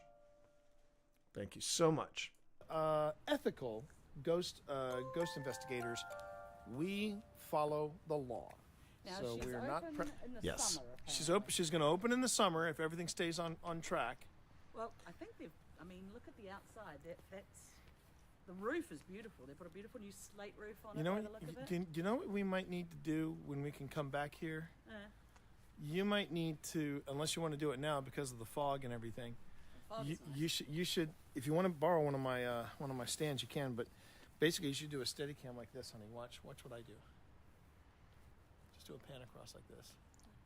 Just Watch without what I the do, ghost honey. stuff. Watch what I do. Because your husband's a genius. That's what it is. Yep, Okay, heel toe, that's baby. what we're talking about. Heel toe. Did you want it? Did you Heel want a toe. tripod? It makes it a little easier. I got one all set. We're knuckleheads, I admit it. Hey, how you doing there, Sniper Wolf? Yes, this is Annenberg Manor, and we are we're doing this is some footage from a preliminary visit that we made to it. We're getting a feel for the place because later on, as you're going to see tonight, we're going to get into some footage of when we went in here, being the first team to ever investigate this house. Would you like to use a tripod, baby? Look, honey, I got one right here for you. No, look. You're better at the heel toe. No, you do it. I'll swap. Give me that. You take this and do your work. But I mean, it's not like this is far from Okay, us. Chris. No, it's not. This is ridiculously close. It's within easy commute, shall we say. Now these trees here are original. And over here, And this area here, they've done so much good work on this place. This has now been all cleared out. It's a lovely little. They repaved the roundabout. It's really lovely. It's really lovely. which is looking like a pile of weeds. I want that Used to house be a ghost or not. fountain Yeah, wait until in you here. see.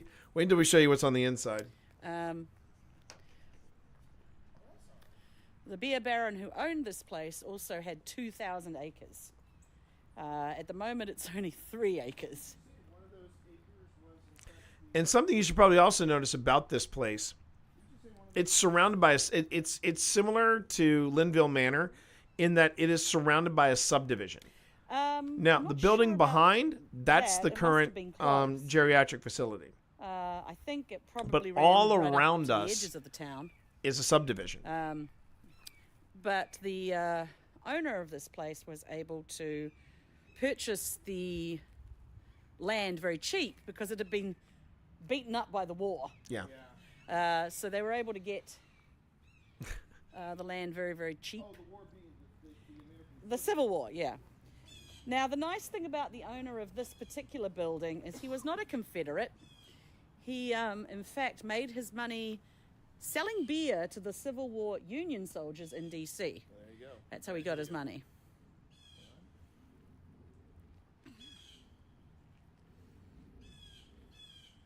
And the reason why you see us filming and doing a lot of different stock footage and things like that. Heel toe, like a... I told her, what is your name? Wow. I told her, what is your name? My name is Pip. This is my husband, T. But this was as Robert, close as we could get to it I am an immigrant. before we actually got in I actually have and did an German investigation. ancestry.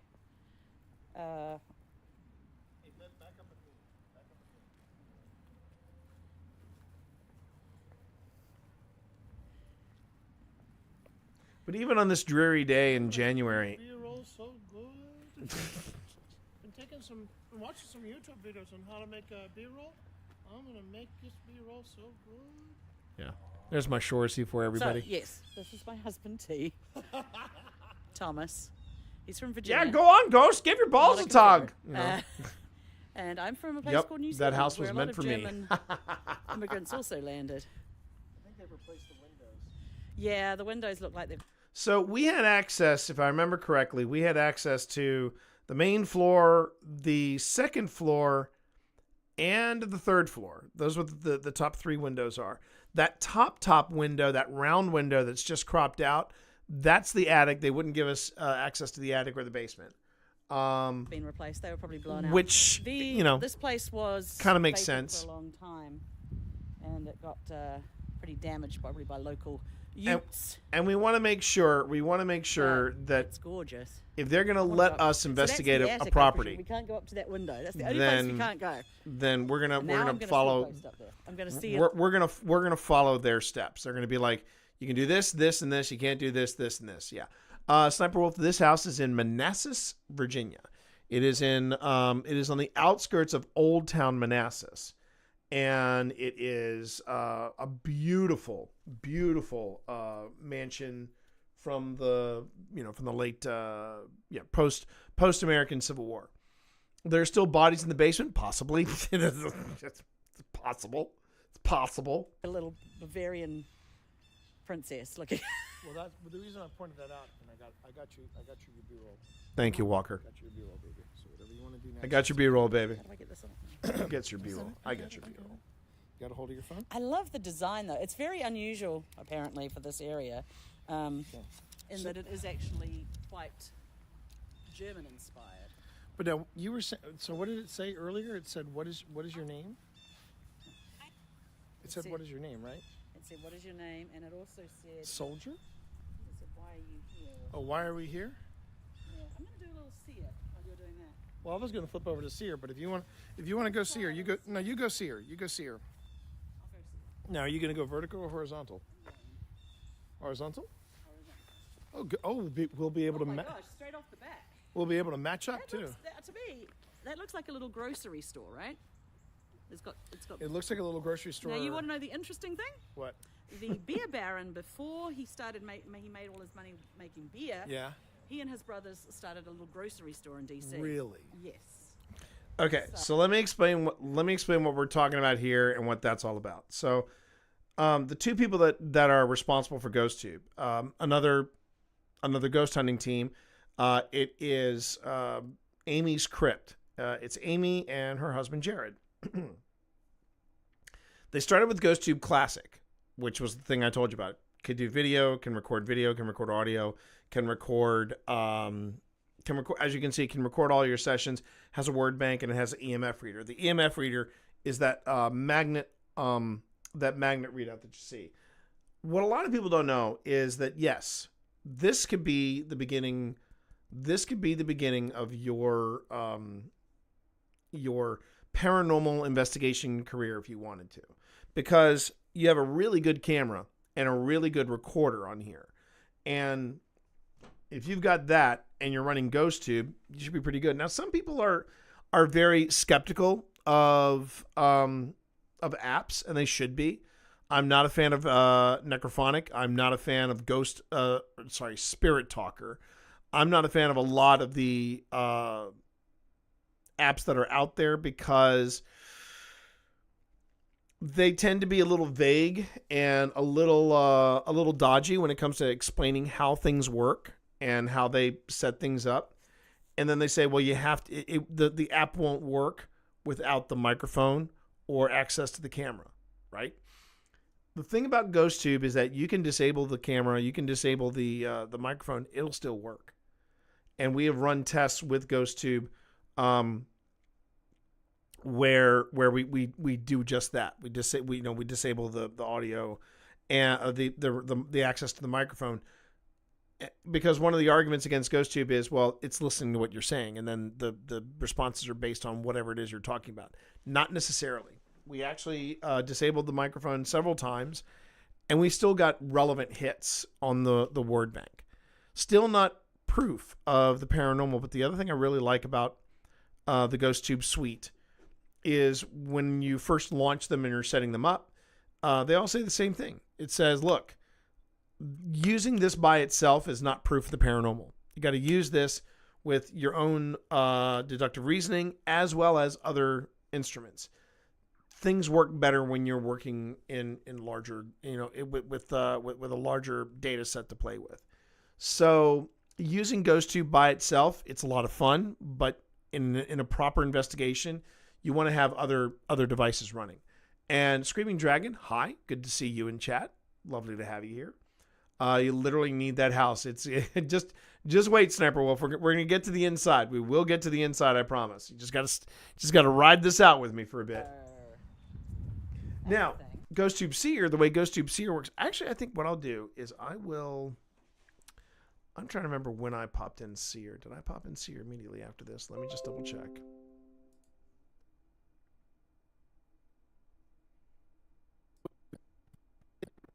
Oh, no, this was just, okay. So I'm still using GhostTube regular. When I get to GhostTube Seer, I will definitely explain a little more about how it works. But basically what GhostTube Seer does, Seer works like a word bank. But instead of actually getting a word or a phrase like, why are you here? Who are you? That kind of thing as you saw earlier. Instead, you get generative AI art as a response, and it can be kind of cool. So let's go on ahead and let's keep going with this, and then once we get to that, gorgeous. I want to go up. I will go on ahead. That's the attic, I presume. We can't go up to that window. That's the only place we can't go. And now I'm going to see a ghost up there. I'm going to see. I wouldn't sleep for a month if I heard someone talking to be real or not. Well, the reason I pointed that out, and I got you your B-roll. Got you your B-roll, baby. So whatever you want to do next, it's up to you. How do I get this on? Oh, that's right. Oh, wow. Okay.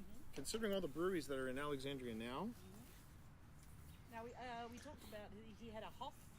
What kind of Hofbrau. Hofbrau. It sounded like he made good beer too. That's the other thing.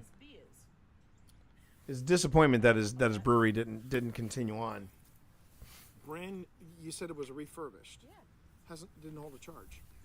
It was fully charged, and I wonder if we should send it back. Yep. I haven't used this in roughly a week, but it was fully charged. It should have at least some charge to it, and it was charged at 100%. We will ask for another one then. Yep. So yeah, Verena would have liked this. If/when I when I stick a landing and get a new job, I will probably get another. I'll probably get another free refurbished iPad just to make sure I can still run GhostTube on it, and my FLIR, because my FLIR is has got a lightning plug to it. So yeah. I'm gonna get as much time out of that FLIR as I can. It is. It's very interesting, and it is very, very eerie, Zodiac. It's very, very much both. Which, as you know, Germans are very great at. No, Sniper. He died of natural causes. It's okay. But if you want to have that as your headcanon, you go right ahead. Someone poisoned his porter. It was poisoned porter that killed the man. And then I think he had one also in North Carolina. So a very successful businessman. And he was able, after the Civil War, to come out here and buy up a lot of the land.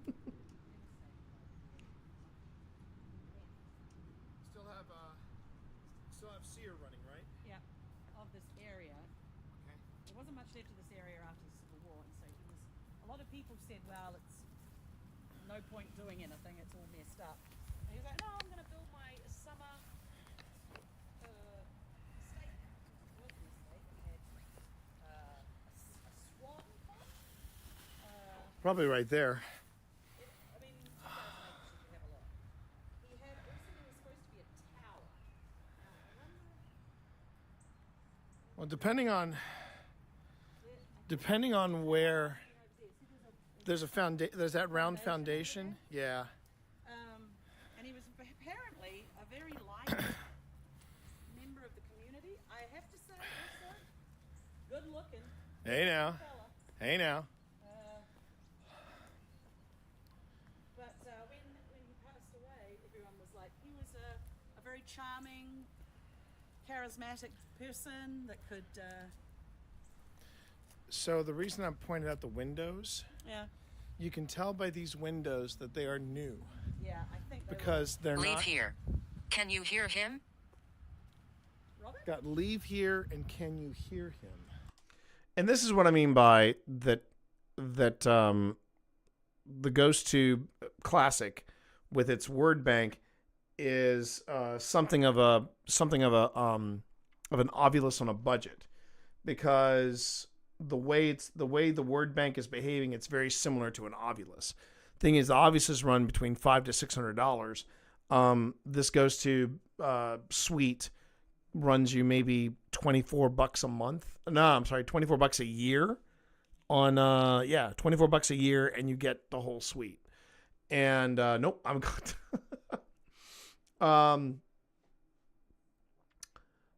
So you think there's too much of a cooldown between reactions, hard to use it. It's very hard for Seer to do rapid fire responses. Some, depending on the space, sometimes it can be very fast and very quick. Robert? But for the most part, hang on, yeah, hang it's on, got hang on, to hang on. create the art. It's got to create the Let's art. just stand here and let's just listen for a bit. We can't hear him, but if you want to talk to us now, we'll go quiet. And that was an old folk, and this was also an old folks home. I see. I can't see Pip's stuff, so I got to look at Actually, Pip's that video. white building over there, that is still an old folks home. Yeah, that just made every hair on my body stand up. We'll go quiet for a few minutes, just so we can hear him. And as you can see, is there anything you'd like to say to us right now? As you can hear, it's a very busy part of Manassas we're in. That is a plane, just so you all know. And I'm going to stop recording and start recording again. Okay, so let's try to keep these synced up. Yeah. Okay, So, ready? 1, 2, 3. The trouble with this area is, of course, it's very. Yeah, near we're in. several big roads. As you can see, we're in a residential area right here. So, as you can see, it's gonna be hard. We've got an airport near us. There's a lot of traffic, but we're gonna try to be. It was a silent as challenge, possible. but I think we would got like it. To I think we hear did. from you, and we're not gonna stay for long. If you don't want us here, we understand. But if you could just give us a few more minutes of your time, we'd appreciate it. But we're going to go quiet for just a moment. And if you want to tell us to leave, if you want to tell us your name, if you want to tell us what year it is, we're listening. Bird.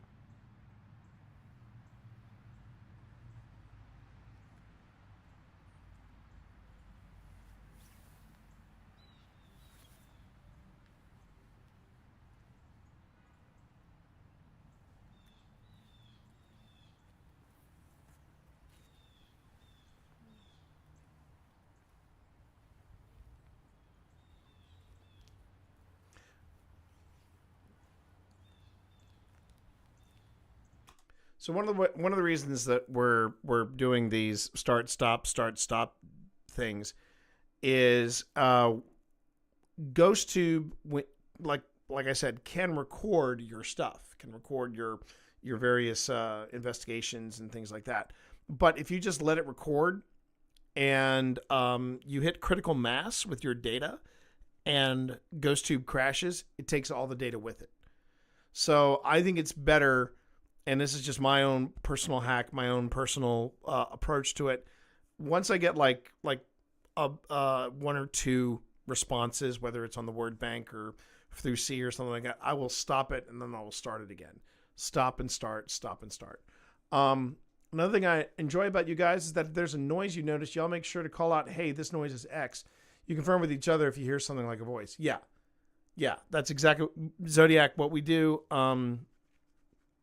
When it comes to identifying, we actually have a T-shirt, and we're thinking about making it available to the public. But there's a it's got the OSI logo on the back. It says choose one, and there are 2 check boxes, and it says that was me, that wasn't me, and that type of accountability actually makes it easier to do paranormal investigation, because that way you're not dismissing, you're not taking every tap, every creak, every groan of a house as something paranormal, and it's much easier when you rule out everything else, and then you're like, okay, we've got, mine would be farts, not ghosts. Yeah.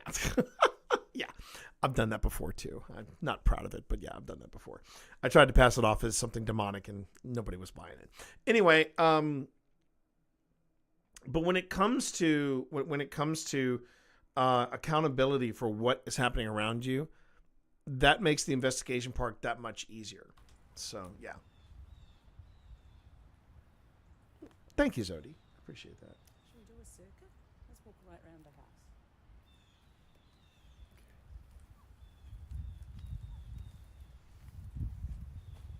Well, the thing was that when this was after the owner's family sold this place. I was also trying to get used to filming myself. It was something we were just teaching ourselves at the beginning of this year. Yeah, they were removed. Because So you see, that was where they basically punched into the house, and then they built the wing on the other side of it. I'll let you get ahead. I'm trying to learn something from Amy's crypt. Trying to do that selfie filming. Ah, you just noticed the jacket, did you? Yes, Sniper Wolf. That is my jacket. That is my raid jacket. It is from Vault of Glass. So yeah. Now here's an interesting bit though. And you'll also notice that I'm wearing my as you prophecy can see, hoodie as well. I'm gonna flip it. There's an air conditioning unit in here, which is great. But in the original historical days, this place actually had air conditioning. And if you saw the cornerstone, this was built in it was finished in 1892, where the cornerstone was laid in 1892. Not central AC, but mechanical AC. yeah, and he apparently must have been a bit of a See, I'm learning. I'm like trying to figure out. Okay, how do I hold my arm? How do I do this? How do I do that? It's not a vanity thing. It's just it's more like a self-documentarian kind of thing. I think it might not be a bad idea to have that on now, because a couple of times when we've gone investigating with Seer, we have missed stuff. Oh, I'm not missing that. Whoa! What? Hold on. That looks almost like In danger of doing an inception.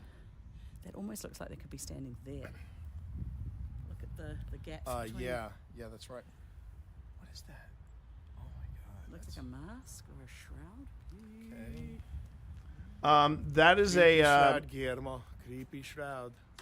So this is the old window. The entrance is over here, and I just have mine tattooed on my arm, but and that is a level of commitment, Sniper, that I admire. I admire that. The one of the things you can notice about, and this is the things you learn as being a paranormal investigator, you can tell these are new windows because the windows look very flat. These are more energy efficient windows, obviously, great stuff. Had this been the original window, you would notice a lot of warping. And it's because they would actually use lead to put together the glass and make the glass weatherproof and all this stuff so that you could try to keep heat in as best as you could back in that day. The problem with those type of old school windows, historical glass, is because of how all the impurities in said glass, it would create, strange curves and shapes in the window. And that's where people tend to take photographs and are convinced that there is somebody watching them from a window, right? And what's happening is that your brain is putting together the shape of somebody standing in the window. And that is what is commonly known as pareidolia. Now, we're not seeing that here, but the image from Seer was a little creepy. And I think my next session is going to be a Seer session. When you look at the window, keep in mind when you look at the window, that's a reflection of this tree over. Harry. Harry. We got the name Harry. Harry. Is that you in the photo, Harry? That was the photo being that the you were pulling up. Were you Ghost giving Tube us Seer. a day in the life here when this place was a retirement home? Yes. We know a lot of people do class here.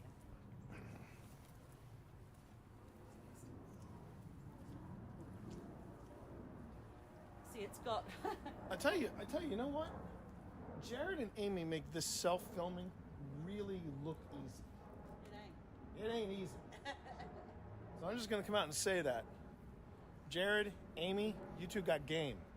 And OSI respects it. Game sees game, you know what I mean? It's like looking at a texture wall and seeing a face. To exactly. Understand like how to frame exactly shots like this. My wife is going over here, so let's go and join the wife. But you're getting the idea. If you've got something you want to say to us, we're listening. We are listening. I know you just said please leave. We're going to be leaving soon. But we did want to get... Now that makes sense. Okay, so because there would be a wing here... Yeah. Hang on. Because there would be a wing like all the way over here, then that would be the pass-through for people to get look at the stonework. Yeah. But this would be the pass through to the. It is a beautiful house. It is a beautiful, beautiful house. To the other wing. They've done a great job renovating this place. Yeah, it's taken them. I mean, look at this.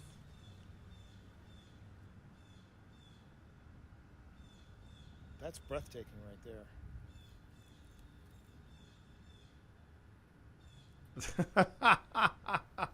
You know what, hon? Now, I realize we're doing this as a side quest, and I can always edit this out. Yeah. Oh, I hope I don't. What do you think about I hope I don't say something stupid here. inviting Paranormal Quest to join us on this first time? Oh. So that was the thing. I did actually invite Paranormal Quest. I've invited them again because I know we have access to this place. But we've also invited Paranormal Quest to come and visit Linville Manor with us. But yeah, this was where I got the unfortunately they were unable to join us for the big night that we were going to have there. But then when we got this private investigation coming up in a couple of weeks, just the four of us, the original, the OGs, that I did ask Phil, do you want me to invite anybody else or do you want it to just be us? And he was like, well, I want it to be just us. I'm like, okay. Investigation.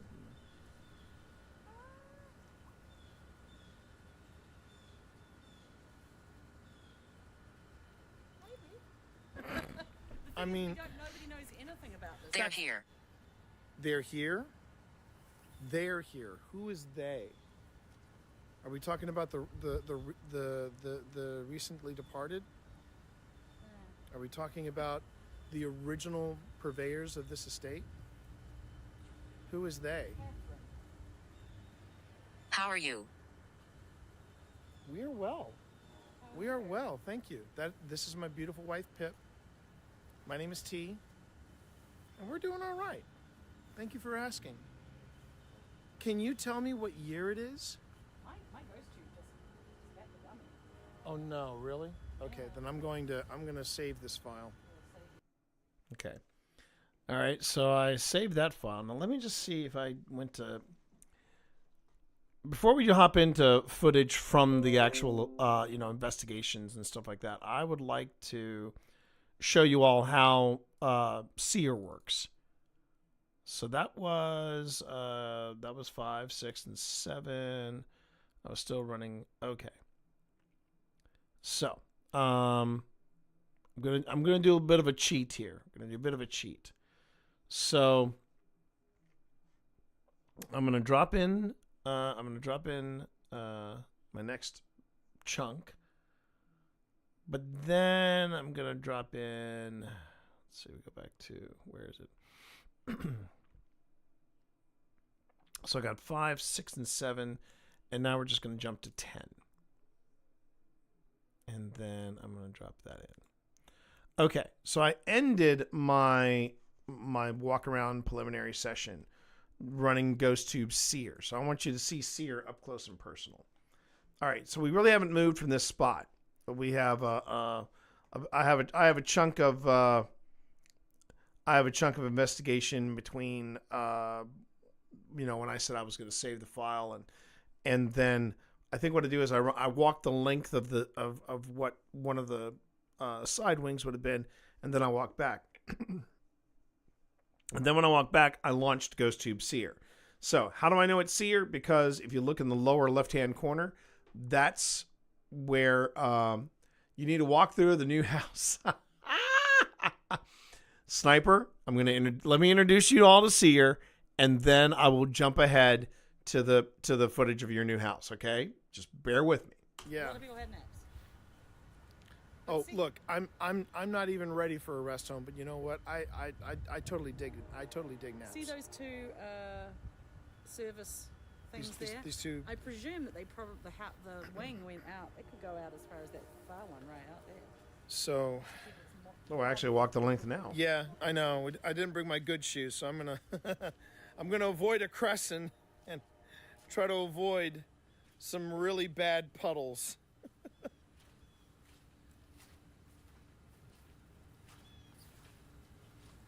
So when you see, so from what it looks like, when Seer produces an image, I have no idea what the word is or the phrase is. I'm just going with, I'm talking as if there's somebody there, and then hopefully in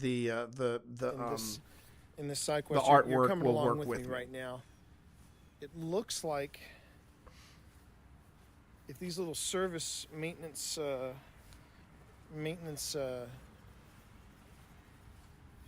access panels are indicators of how big the wing was. We'll go to this last one here. And you know what? I love these old historic lampposts. I do. That's cool. That's I just do. plain cool. Yeah. So here's the last access panel. It's a water main, and as you can see, that's how far I am from the original house.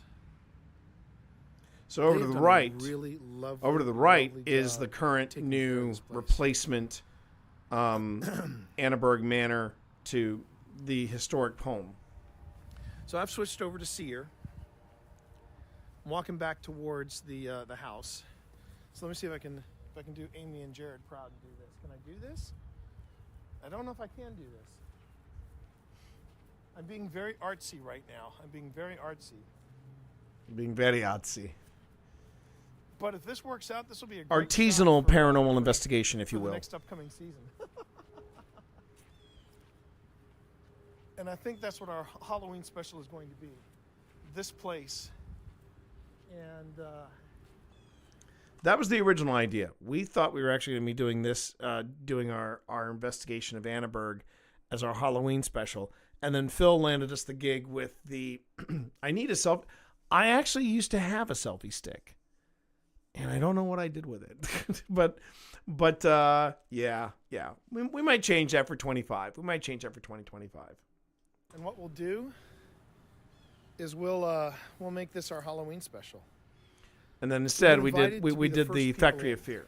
We did the Factory of Fear instead. And I want to check with Phil before I make any inquiries about people that we invite.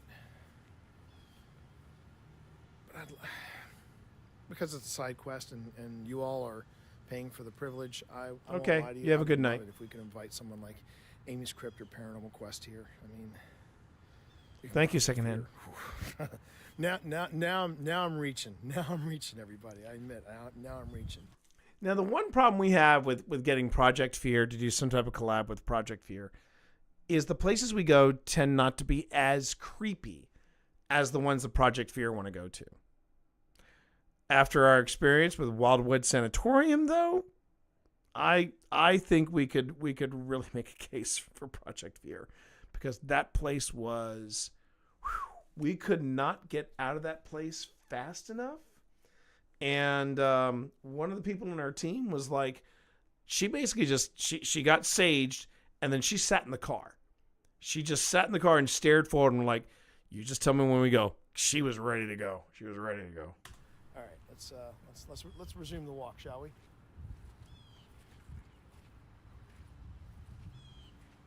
It's a little boggy.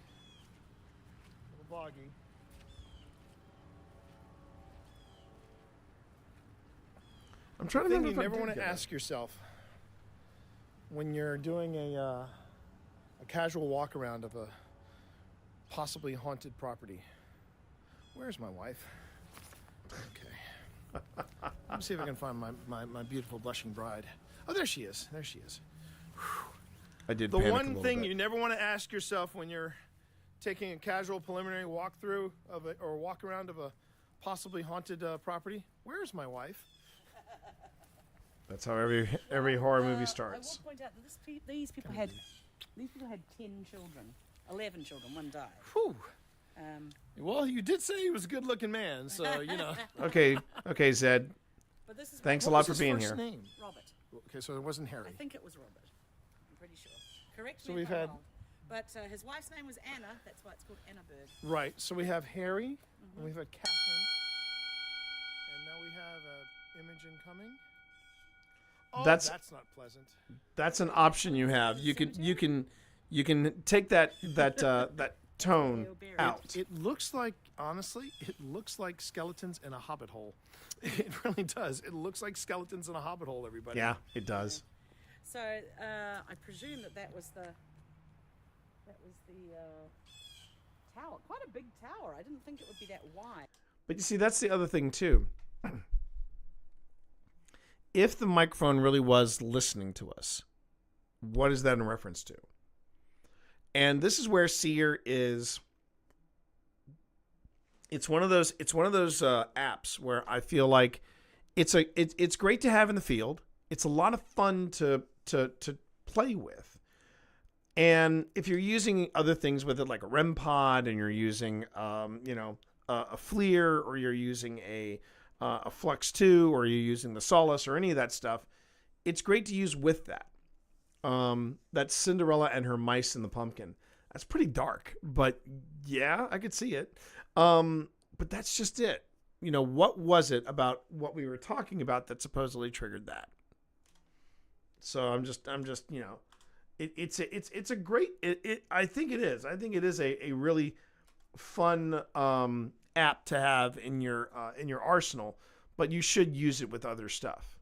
You should use it with other apps, both physical and on your phone, so that you can collect data and figure out what's going on. Yeah, I think we can do that. And that's the thing. We're not going to see if a place is haunted or if it's got ghosts. We just want to see what's going on. The shoulder shot walking felt- up. almost Well, felt- no. I just did a shout out to Amy's Crypt and said, yeah, you guys make this look easy. And I will tell you this: I'm not going to contact Paranormal Quest about this until I talk to Phil. End dates. We have to have dates. The end dates. But the other thing I was going to say. It might not be there. Well, this thing is, this is such But it's a total unknown. And we can send them this as what we. Oh wow, honey, we just walked through trees and look at that. Ah, well, there would have been. This would have all been forest. Oh my God. This would have all been forest, wouldn't it? No.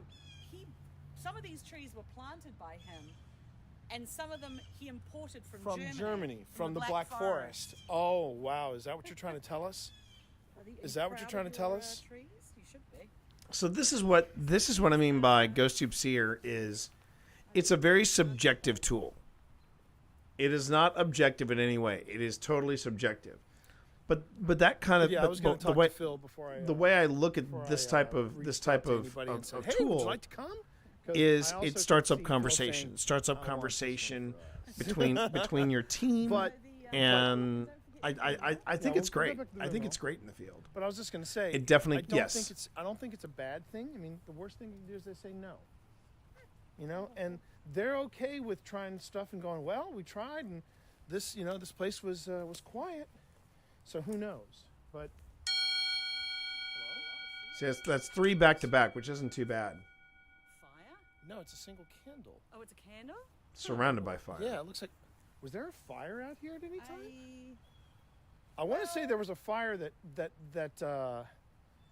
there was Manassas was burnt down, but that was during the Civil War. I don't know if that candle. I get that a lot, Sniper. I do. Oh, there would have been fire hazards. New Zealand accent. Yeah. It's lovely. Okay, so we are now. I'm assuming we're assuming that this was where the tower once stood. So this place used to have a tower. Used to have like an honest to God spire, like a Rapunzel kind of thing. And this is all that's left of it. But the reason why they had it is because the wife was originally from Switzerland, and the Blue Ridge Mountains reminded her of the Alps. So there you go. Similar to what Sniper said a moment ago, the fire looks like it's around something round, like a pumpkin. Yeah, it does. Oh, you're right, it does. And again, you see, that's the type of discussion that you can hopefully get. And the thing is, Seer never stops surprising us. When you watch the investigation from the Satanic Panic, I actually do a little thing at the very end where I'm talking about the images. Some of the images that we got, which we had never had anything like that happen before. This is probably where the tower stood. This is more the size I was talking about. Yeah. And it would have been brownstone. Yeah.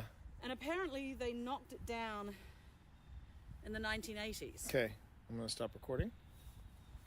All right. Stop recording.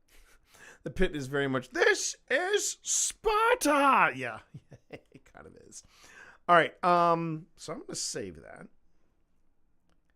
And you're going to be upset with me, Sniper, but I need to go and I need to use the little paranormal investigators room, and then I got to get some more hydration. So we're going to take a break. But when we get back, let me tantalize you. When we get back, Bear Bear,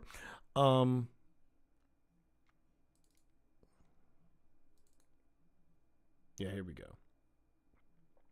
You might even see a John Walker in the wild in this little setup.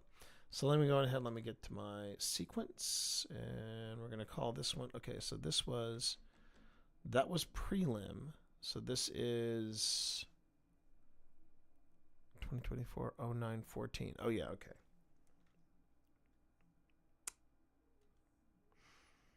So we'll call this.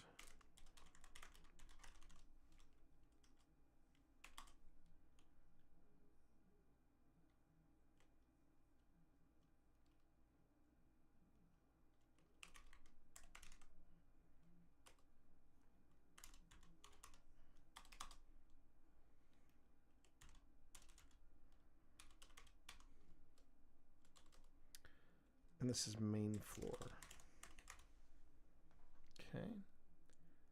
We want that. Yep. We're going to go okay. And then I'm going to double click that and go back here. Oh my God! Look at this. Look at. You want to see something beautiful. You want to see something beautiful. Look at that. Opening image of this investigation, and it is the beautiful John Walker right there, everybody. John Walker, ladies and gentlemen, the plucky comic relief of OSI. And this was our preliminary investigation.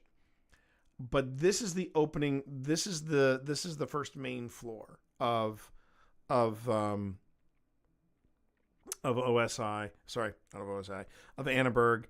And we're there with a smaller group of people. This isn't the public event that we did, but this is a smaller group of people. And you shouldn't be the plucky comic relief. You should be the sexy, the sexy comic relief. Yes, the floors, right? Just take that in. And while you take that in, I am going to step away for just a moment and get in a little more hydration and all that. Okay? But right now, everyone, we're just taking a break. So if you haven't taken a break, please do yourself a favor. Be kind to yourself. Take a break. Stretch your legs. Get some hydration. Maybe have a snack. Take care of yourself. All right. We'll be right back, everybody.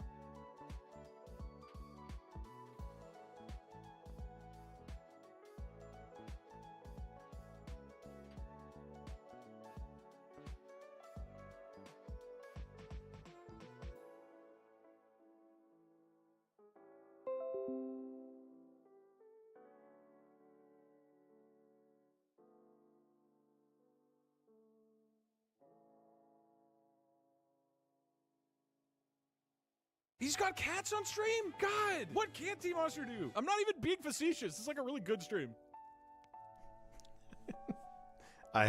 The setup was there. I had to take it.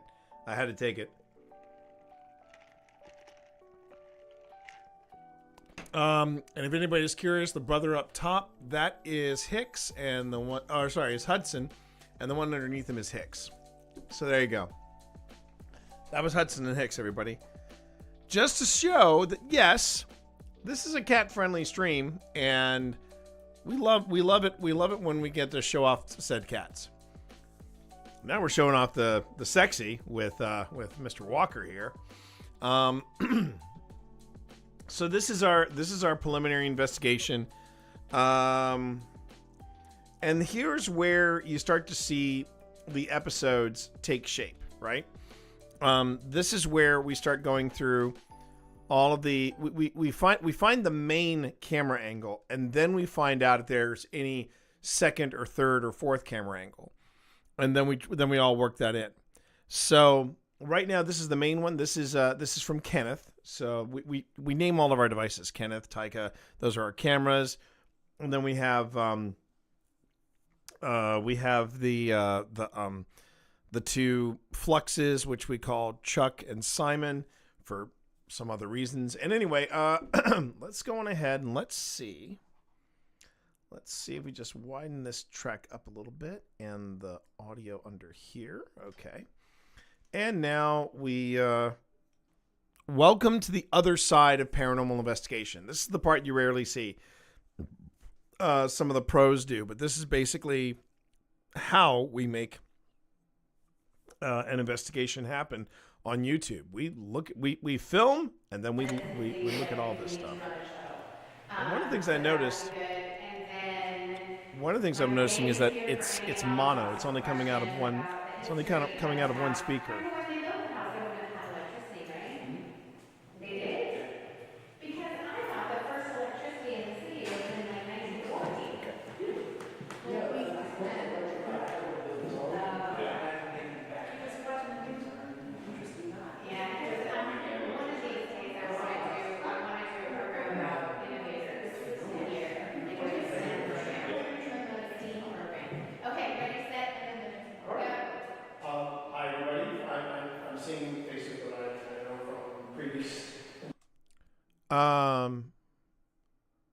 So I've been watching Doug since June. Been watching my content for 2 months. Thank you again.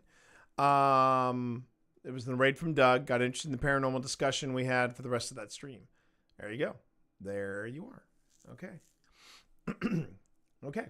Investigations. Thanks for coming back. Glad to figure you all out. On top of that, welcome to Annenberg Mansion. I'm trying not to say Anna. Just Annenberg. This place has been calling to me ever since Rachel told me about it. So I'm very anxious to get started tonight. So a couple of things I want you to know out of SI. My partner in paranormal, Phil Rossi, is going to be here roughly about 8 o'clock. And the plan is that we have roughly 3 hours in here. We're going to basically do an hour per floor. And we're just going to keep this as a very simple investigation. We've got it, Heather. And great, no problem. Hi. Sorry. No, it's fine. Just what I think is the best thing for us is it's a large group, but not too large. Where I feel like we need to split the group up. We're just going to stay together as a group. And if you have any questions or if you want to become an active participant in the investigation and ask questions of what may or may not be here, you're more than yes. Did you talk about those two? I forgot to tell them. Get it. I put it in an email, but yeah. So anyway, as far as how the investigation is going to go, I want to make something extremely clear. I want to make one thing extremely clear. We will not be provoking. We will not be screaming out anything. We will not be dropping the D word. What did it say? Give it to me. What? I'd rather not. All right. It's a little distracting me only getting this from one speaker. So let me see if I can find the option where I can convert the mono to stereo. The other thing is, I'm trying to remember. I don't think, unfortunately, I was clever enough to have. I don't think I was clever enough to have a separate recorder running. Usually I am. Usually I have a separate recorder running, and that's why, because you don't want to be necessarily reliant on the microphones in your camera, because the pickups on them are not that good. They're okay, but they're not that good. I haven't even the only thing I have from the actual public event is one ghost tube file and the poster. I haven't even uploaded my stuff. Oh dear, I didn't realize that. But that's all right. That's all right. Well, let me deal with this problem first. Can I get mono to stereo?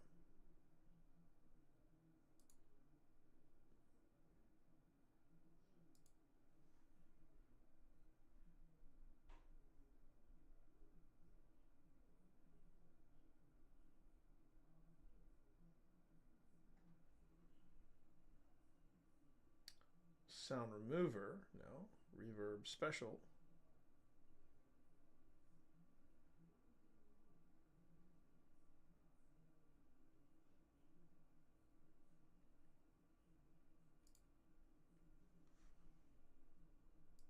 See, like, people need to run a show. So that will be good. And then Michael Gaines is here for any and all thoughtful questions about the history of the house. I remember when they built the house, they were going to have electricity, right? They did?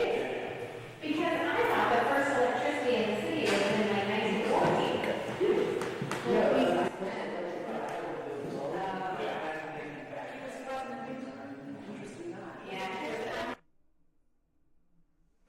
Okay. Never done that before. There you go. The downside is that it's still very, very loud and very boomy. See, like, people need to run a show. So that will be good. And then Michael Gaines is here for any and all thoughtful questions about the history of the house. I remember when they built the house, they were going to have electricity, right? They did? Because I thought the first electricity in the city was in like 1940. It is hard to hear because of the echo.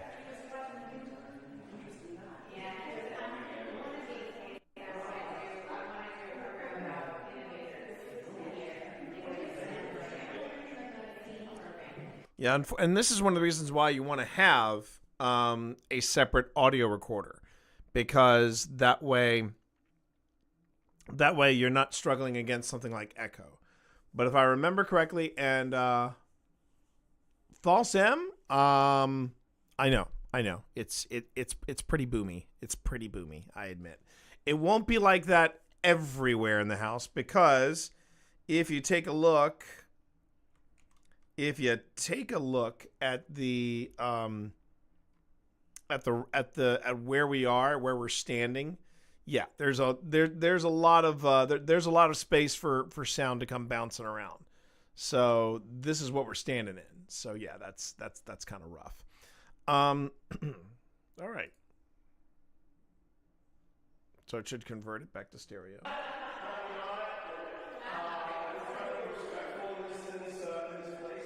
And the reason is that what we do in Old Spirits investigations is not what we see on Ghost Adventures. In fact, I would say Ghost Adventures is a great example of paranormal entertainment, but it is not paranormal investigation. We are not here at Hanover to prove that it's haunted. We're here to find out if there is something here, and we want to find out what's going on.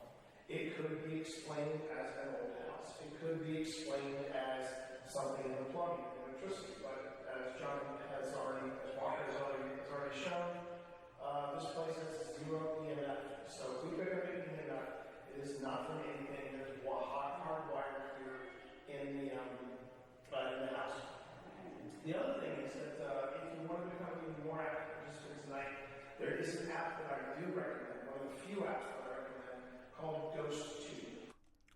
Okay, that's a lot of echo. Whew, we're gonna struggle through some of this. Just so you know, we're gonna be struggling through some of this. Now, before I go any further, though, I just want to check.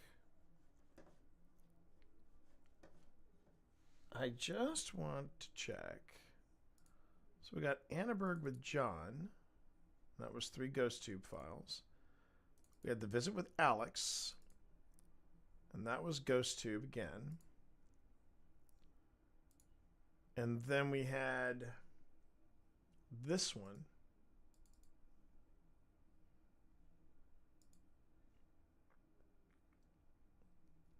See, right now I'm even trying to remember if I even had the wherewithal to run a recorder. I guess I'll find out once I'm gonna have to go through my recorders now and see if I have any audio there that I need to transfer over. That place was electrically dead. It was less overstimulating and staticky though, so that's wonderful. Well, there is that. And no, Walker was on top of it. Walker was definitely on top of it. And it is created by paranormal investigators for paranormal investigators. I have had some really interesting results come from it, along with GhostTube. If you pay, I think it's like $3 for the month. You get access to all of the different GhostTube apps. And one of the other GhostTube apps is called GhostTube Seer. And what GhostTube Seer does, instead of having a word bank built into it, where the word is generated as it comes out. So obviously right now I'm just explaining because when I do these types of events, and this is what a public event would look like. A public event is, and this is this is the preliminary for a bigger public event that we were doing. I don't think Walker was part of that, but I wanted Walker to get some ghost hunting under his belt after he had joined us. This occurred after he had joined us in Clifton Forge for a really good weekend of ghost hunting. And when people like this show up, you want people to be engaged. And instead of like assigning people, okay, you handle this, you handle that, you handle this. One of the things that we encourage is going ahead and run GhostTube or GhostTube Seer if you have it. The ones that we don't recommend that you run, do not run GhostTube Vox because that can be noisy as well as distracting. And we ask that we do not run SLS, GhostTube SLS, because I don't care for the SLS technology. And I'm not speaking like that from a paranormal investigator point of view. I'm speaking about that from a gamer point of view. I had a Kinect, so I understand what the SLS technology is. And the Kinect struggled to keep up with me. And you're telling me that same technology is going to catch ghosts? No, it won't. It's not going to outline anything. Okay, it's just not. And the rare shadows that we have seen, they don't look like stick figures. Okay, so I'm just not a big fan of SLS. I'm just not. So that's why we say if you want to run Seer, run Seer. If you want to run GhostTube Classic, GhostTube Classic. A mantra for those of you who need protection. And what exactly does that stand? What exactly is that? I'm just curious as to what that is. Let's find out, shall we? Let's go ahead and find out.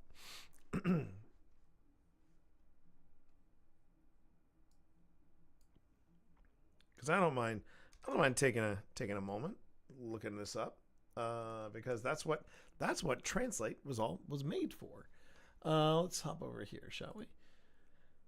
Let's see. Translate.google.com. Okay. Ooh.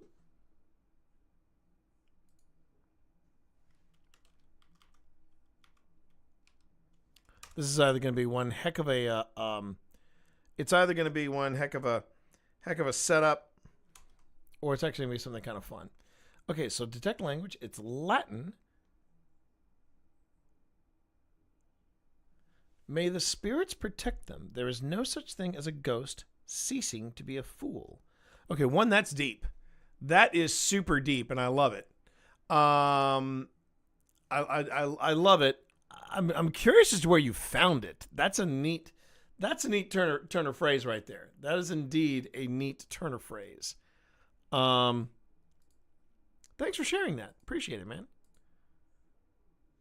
And now I have a whoa. Okay, fine. I think that might be a Who is this? Sorry, I've got a random site here on.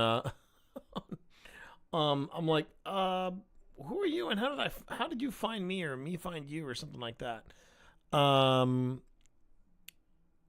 Okay.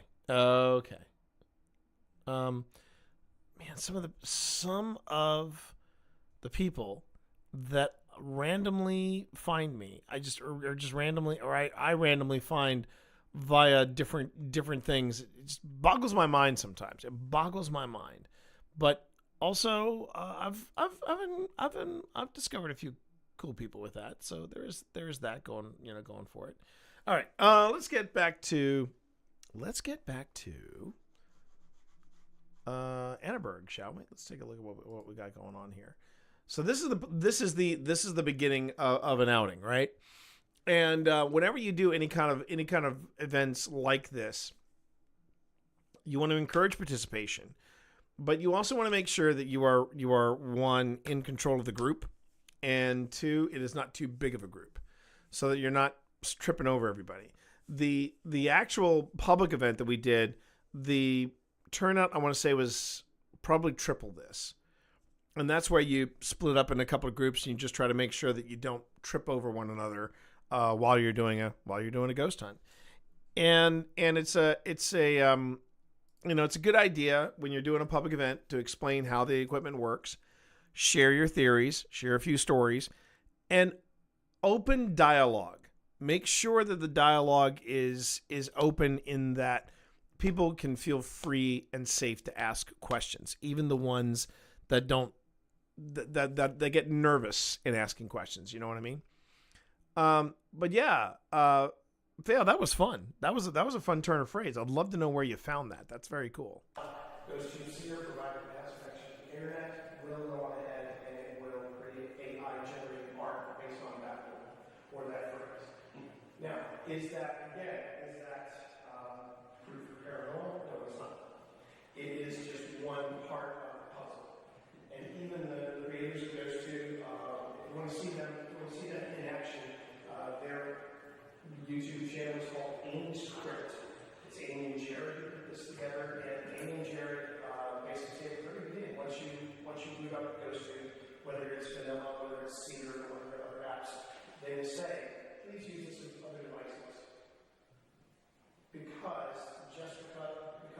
if you have multiple devices giving you data, that's an easier way to produce it, whether or not this is something scientific, or whether it's something paranormal, whether it is just something happened at random.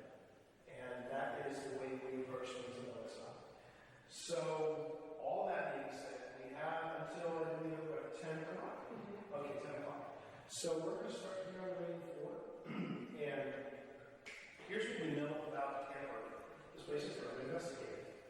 And based on discussions with the wife, and based on the work of the book, we know that this place could have possibly, emphasize that one more time for kids in the back, possibly. It could have some Civil War memories, because this was, of course, the Battle of Manassas, First and Second Manassas, and this place was razed to the ground during the American Civil War, and they did find. Well, thank you, Pander. I appreciate that. Thank you for the lurk, and I'm glad to see that you came out and said that you're enjoying the stream. I appreciate that. Welcome on in, man. Welcome on in. Sorry about the echo. I'm really hoping that I had the wherewithal to see. Here's one of the problems that you have when you are running, when you got all the cameras and you've got a recorder in your hand. You got to manage all this stuff, and yeah, sometimes it's easy to manage, sometimes it's not. And especially when you've got a big group like this, it's even harder to manage. But because this is considered a big group for a for a paranormal investigation. Now, the chances of us catching something during this preliminary versus the actual public event itself are far greater, because while it is a much bigger group than you'd want to have for a standard paranormal investigation, at the same time, this is a manageable group. It's easy to take these people to floor by floor by floor and see what happens. It's more about just making sure that you're answering everybody's questions, but you're still doing the thing, because that's why they're there. They're there because they want to see the thing. All right, I'll get to that in a second. There was a Civil War soldier, possibly Confederate, I'm assuming, found on the premises when they were building this very structure. So that is a possibility that some of his residual energy could remain, along with pretty much whatever else happened in Manassas during the Civil War. You also have the Mathis family. This is kind of a stretch, but I'm going to run with it because Rachel and I are already talking about this. The Mathis family were already here when the Porters, when the Porters said, we're going to, great man will take it. And they could, because of their history here, they could have an impression on him. Of course, the Porters could be, because as evident not just in your book, but in all the things we found out about the Porters, Richard Porter, Robert Porter loved this place. This was his home away from home. He built it for his wife, Anna, which is why it's called Anna. There could also be, yes? When we're doing the actual investigation in October, and this is going to come up a lot, I'm going to be like, actually, when we're doing blah, blah, blah, can we such and such? Will you be sure to clarify that the Mathises did not live in this house? Yeah. But that house still exists? Right. That house exists, but it's one of those things where it's the land itself. A good example I'll give that is just so you know, the lady that was correcting me in that point, she's the events coordinator for Historic Manassas. So yeah, I give them full creative reign to cut me off and say, hey T, you need to do this, you need to hit on this, and this, because that woman knows their history. OSI was the last team to investigate the crash site of TWA 5514, which, if you're not familiar with that, this was a holiday airliner. TWA was flying from Columbus, Ohio to Washington, D.C. They were supposed to go to the National Airport.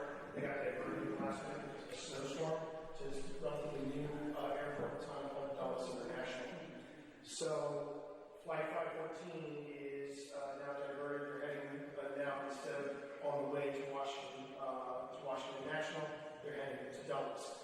Well, when you go across Dulles, there's that mountainous region, and there was a problem in how the ground control talked to their pilots, and TWA Flight 514 slammed in the mountain weather at full speed. So real quick, just want to throw this out there as well. The reason why you watch all of the footage that you capture, because right now we are going through a lot of stuff that chances are will not make the final episode. But it's on that chance, on that possibility that you caught something in the moment. Whether it's a hum, whether it's a whisper, whether it's a full word. The chances of catching something in an EVP while you're doing the setup or while you're talking about that are very high. And one of the theories is the reason why so many people catch EVPs in situations like what we're doing right here is because that's when the spirit, that's when the ghost is basically saying, hey, I'm over here. Talk to me. I'm over here. It all depends on the space as well. And one of the things about this space that was, I remember specifically from this night, was that it was trying to get used to us. Kind of put yourself in the shoes of a restless spirit. And for years you've been in this building, and you've watched it fall apart, and then people come in, they start making changes. You might like them, you might not like them. And then suddenly you got people that walk in and they start talking to you or attempting to talk to you, and you've been here for however many decades, however many centuries, and it does sound very much like a young adult teen, young adult, fantasy novel. I admit that, but I will say this: when we were in Clifton Forge, and we were running our different word banks, whether it was GhostTube or whether it was running an ST session, we got over and over again, who are you? Why are you here? And these are places that had never been investigated. And the one place we were investigating used to be a Masonic hall. And when women were coming in to run the investigation and asking the questions, a couple of times we got, why are you here? Please leave. Because the ladies at the time were not allowed to be part of the Masonic temple. But, anyway, so that's just one of the reasons why you have to slog through some of the chaff to get to the wheat, if that makes sense. Anyway, just wanted to let you all know that. It was a bad wreck that should have never happened. I bring this up because we were the last one to investigate that crash site. And at that crash site, during the day, we picked up exactly, Walker. Just serious, very morose, very somber tone of obvious reasons. There were men, women, and their children on the flight. And then Phil Wasson did the unthinkable, and I still want to punch him for it. He talked me into going back there at night. And at night, it was a very different vibe, and it was about the land. This was old land. This is very old land. This is the Appalachian Trail. People walk this, constantly. And there was something out there that had nothing to do with 514, and it was probably the most terrified I had ever been as a paranormal investigator. So that could be what happens here. Which brings you to the question: did they actually say please, or did they just say leave? Again, Zodi, it depends on the device, and I think on the vibe of the place. There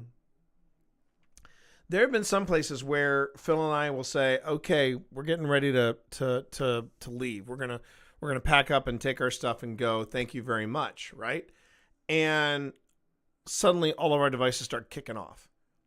They were quiet for 10, 15, 20 minutes. And the minute we say we're going to leave, bam, they start kicking off again. And then there are some places where it has been friendly. It's been delightful, right? At the temple, at the former temple, which had been turned into a theater in Clifton Forge, they were not saying please leave. They were just saying leave. Leave. Sometimes people are polite and they just go, please leave. But for the most part, I would say one of the very first EVPs I ever caught was Get Out. It was very clear too. It was very, very clear. But and where we were being told to get out, it was a plantation. So that kind of tracks. There have been some places where they haven't wanted us to leave, and it has been a place where while we want to leave, well, the people there or whatever was remaining there didn't want us to leave. So yeah, again, it depends on the space. It depends on how you are feeling at the time. And I'm the first one to say it. Good paranormal investigators, if they hear a strange sound, or if they hear movement, or if they hear something coming from another room, they don't run away. They go towards it. If things start going bad, though, there are no bonus points for being machismo. If you think you're in trouble, if you think that you're in some type of not physical danger, although physical danger can occur, but if you are not feeling right, listen to those instincts. Listen to the instincts, and you don't necessarily have to go running, screaming out of a building, a la Zach Baggins. You can just say, "I'm going to be taking my leave. Thank you for your time. And then you just politely back out. Now, if you're at a location and something is powerful enough to do what you see in a lot of horror movies where you go to leave and somebody slams a door in your face, one, I hope you've got something recording that, because that would be choice. Second, it is very rare if anything like that is going to happen. I will say the most recent scare I think I've had in this respect was when we were at Wildwood Sanatorium, and Alex Mitsuo was doing an ST session, and Alex is one of the most scientific hardcore skeptics that I've met so far in this field. Next to dyed in the wool skeptics, people like Kenny Biddle and so forth. But Alex was having a situation where in her ST method, whatever was talking through her was basically saying, I want her. Said several times, I want her. I want her. Stay. Stuff like that. And I said, all right, we're pulling her out. And actually we started pulling her out. We pulled her out shortly after she started going, I got it all on the stream. I got it all on video. Trust me, it's gonna be in the Wildwood episode when we get to it. But when we pulled her out of there, when she started laughing, I said, pull her out. And when she looked at me, she was not there. And everybody around me noticed she was not there. She was mentally checked out for the moment. And all I did was hold my hand out, and she took my hand, and I just kind of watched. I kind of watched her eyes kind of, go from glassy to, oh, okay, that's T. And when you see somebody who is as critical as, when I say critical, I mean that in the highest form of compliments. When you see someone as critical as they are go through something like that, that's an intense roller coaster ride. But my point is that paranormal investigators, to some extent, do face risk. But the question is, how do you mitigate it? And that's where I think is the difference between paranormal entertainers and paranormal investigators. Paranormal investigators will not play up the danger versus your Sam and Colby's, versus your Mind Seeds, versus your Twin Paranormal, versus Zach Baggins. They turn it into they turn it into an event, into some type of theatrical event. And when people say to me, yeah, but you also watch Project Fear. Yeah, but I know that going into Project Fear. With Project Fear, and this is my only defense for them, because I know they get a lot of heat. But in my opinion, they're going into it with the sole purpose of freaking themselves out to see if it ramps up paranormal activity. In my opinion, the team of paranormal, the Fear crew, they are way better paranormal investigators than people give them credit to be, and I'll die on that hill. I'll die on that hill because I got the proof. I got the proof of it. But as far as the danger aspect, you have to be careful. You do. You have to be careful. And when they start, if they really are using word banks and they're saying things like "get out," "f you," things like that, you can still stand your ground, but you should also be careful. And that's my 2 cents on it. Let's get back. I don't think we encountered anything that intense here. At least I didn't. There were some corners of Annenberg that I don't know if we'll get to tonight, but there were some tricky corners. Let's just say that, tricky corners of it. We could have in the mattress that could have some more soldiers. It could be people who passed in this house when this house was a retirement facility. So we have a lot of things that could be happening at this place tonight. And while we don't have any stories leading up to this of like isn't finding voices or shadow figures or anything like that. What we do have is this property where has gone through major renovation. And whenever any property is going through major renovation, there are some things that are just hidden. So these are all possibilities that we're working with. I'm going to give you a fair warning too at the very top of the evening. What you're about to experience is a true, authentic paranormal investigation, which is a net way of saying it's like fishing. We're going to cast our line, and we're going to do it. And there's going to be roughly anywhere from 30 to 45 minutes of absolutely nothing going on. But then those 5 minutes where it feels like the world is about to end, where everything's happening, and you're like, T, please explain to us what is happening right now. And I'm like, I don't know either. That's why I'm here to investigate. Paranormal investigation and fishing are very much kissing cousins one another. It's a lot of nothing and then absolute insanity. So you just open your mind to what's here, and if you have questions, that's why we're here. We're here to try to answer those questions for you. And it's also okay to be critical. We have a lot of different sources of contamination. There's a party happening across the street. There's a fire station close by, and of course we've got emergency vehicles coming through here, and of course this is a residential area. So we have a lot of things that are working against us. But what I know. Thank you, sports fan. Yeah. When I get into footage review, sometimes I do go Quasimodo. Thanks for calling me on that.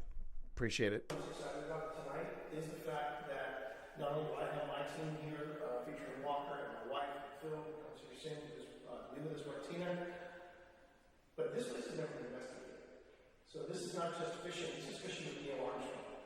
You know, we're the first ones to do this, and I'm thrilled we all came out of this, but if you don't believe in the afterlife, if you don't believe in ghosts, I'm cool with that. I don't consider myself a true believer. I'm the first one to say, I've been doing this for a whopping 3 years, and it sounds like Project Fear is in itself an experiment, like what did you do with D&D for a Satanic Panic video, and brings the discussion you've mentioned in mental health having an effect on how you perceive paranormal activity. So people negating the team's experiences are probably not really getting the point. So if you've never seen them before, Zodi, here's the thing. When they were Destination Fear, and they were under the Baggins umbrella, and they were doing their own series, and they did their own series on Discovery / the Travel Channel, they made it clear. They said, we're doing a social experiment. We want to know if fear ramps up paranormal activity. And because they do that, they tend to be somewhat performative. Like they hang on every bit of nuance of what's coming in on their devices, and when their devices go off, they freak out pretty hard. So to some extent, and I mean that, and there's another reason why I'm being very, very careful about how I describe what Project Fear does and why I stick up for them. So what they are doing to some extent is an experiment similar to D&D and the Satanic Panic. You're absolutely right. But where it's different is they sometimes do get very performative. And there are certain groups that really do not, and especially a lot of debunkers that do not like that approach. They also, the company they keep. Like, for example, broke my heart when I saw Project Fear popping up on, and they refer to Sam and Colby as their good friend, Sam and Colby. I am not a fan of Sam and Colby. Not in any way, shape, or form. I've tried them. But wow. And the fact that they were also using some other people's footage without consent. They just went on ahead and helped themselves and gave no creditation to them, which I thought was a bit of a douche move. But the difference with Project Fear was just before the Ghost Hunters and Project Fear, well, at that time, Destination Fear, were removed from Discovery's programming, Destination Fear actually got invited by the Ghost Hunters to do a collaboration. And I remember watching that episode thinking, Taps and Destination Fear, they got two different ways of approaching this, and I don't think this is going to work. And they didn't do any of the shtick that they're known for doing at on their show. It was pretty much, we are guests of the ghost hunters of Taps, so we're gonna approach this. And I think some people forgot about this. They approached that night like pros, and they were incredible. But another reason I give them a pass is because during the height of the Cody and Satori thing at the Conjuring House, the team of Project Fear just came out and just doubled down and stated on their video what everybody else was thinking but wasn't going to go out and say. And they just went out and they said it, and I respect them for that. Third reason, we met them at the Penhurst Paracon. They could not have been nicer people. Just really super down-to-earth, nice people. And they had it was funny. They had just been canceled by the Discovery Channel that weekend, but they had some of the biggest turnouts of any of the guests there. And they ran out of stuff to sign, and so I said, well, I got one of these. And Dakota looked at it and was like, you got the XA11, which is their camera. And I said, yeah, so why don't you guys autograph it? So I have an my XA11 is autographed by the Project Fear cast because, yeah, if it wasn't for their show, we would have never known about the XA11, and that's why we picked up those cameras, because those are really nice cameras. Anyway, I don't think it's anybody necessarily negating them. It's just they're trying to. I think what it is that there are a lot of gatekeepers in this. There really are a lot of gatekeepers in paranormal investigations. Some people are a little more ruthless about it than others. I've only been at this for 4 years, and I've seen varying degrees of paranormal investigation. And I know what I like. I know what I don't like. I've also realized too that, yeah, just because you've got people that are of like-minded attitudes and such, doesn't necessarily mean that they're nice people. And I will say this: I have met, for every one raging douchebag that I've met in paranormal investigation, I've met 5 people that I wouldn't trade for any value in the world. They are wonderful people. So, yeah. I mean, it's like any passion. And if I have in 4 years working with different people and working with different teams, I want to make sure that OSI is known for one thing: we're fun to hang out with, and we do the job. You know what I mean? Oh no, Zodi, no, you're not derailing me. This is why I do this. I do this so that you can see behind the curtain, but I also do this so that everybody has a chance to ask a paranormal investigator anything. Oh yeah, and we are so drop dead sexy, my friend. It's naughty. It is naughty. Okay. I cannot tell you for certain if ghosts exist, but in those 3 years, you were asking, AT, in those 3 years, has some really weird shit happened to you? I would say yes. Wholeheartedly.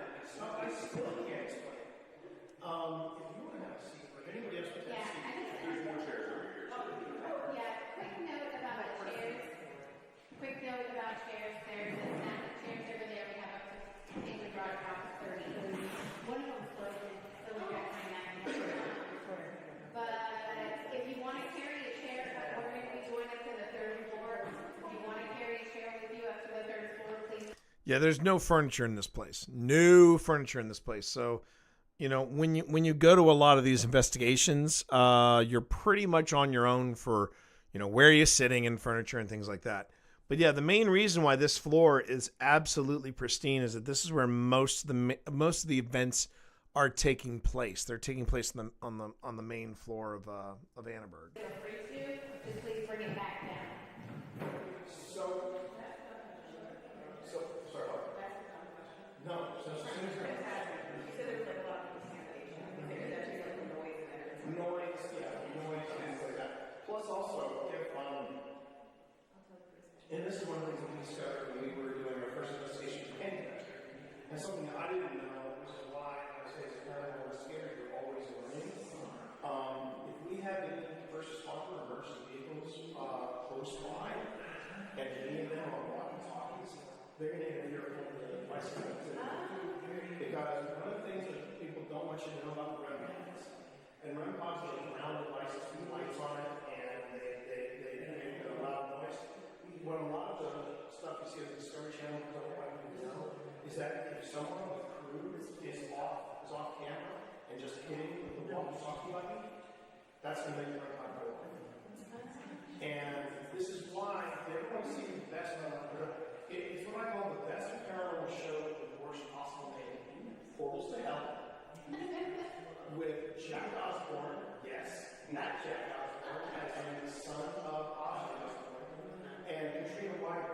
Not only are those two a phenomenal paranormal team, but that, I learned more about paranormal watching them than anything I've ever read. Because when the REM pod would go off, first thing out of Jack Osborne's mouth was, is there anyone on water? Is there anyone on water? So that's one of the things that that we have to be aware of when it comes to examination. It's just what is in our environment. Even these devices, the camera and everything, they all put out some type of electronic frequency or electromagnetic frequency. So we try to keep distance not only with the devices, but also with any of the stuff that we're using to document stuff. Now I'm just going to go back here real quick, hook my head in. Yep, just make sure that we're recording today. You're also going to hear me describe these devices in excruciating detail, okay? And maybe in real simplistic terms. That is not for your sake. That is for possibly whatever is here. One of the other things I learned about when watching some people who've been at this for decades, Amy Green from Ghost Hunters and Kindred Spirits was doing a live stream from Waverly Hills Sanatorium. It's one of the more notoriously haunted places, and yeah, it's on my bucket list. Okay. Yeah, very good. So, did I guys?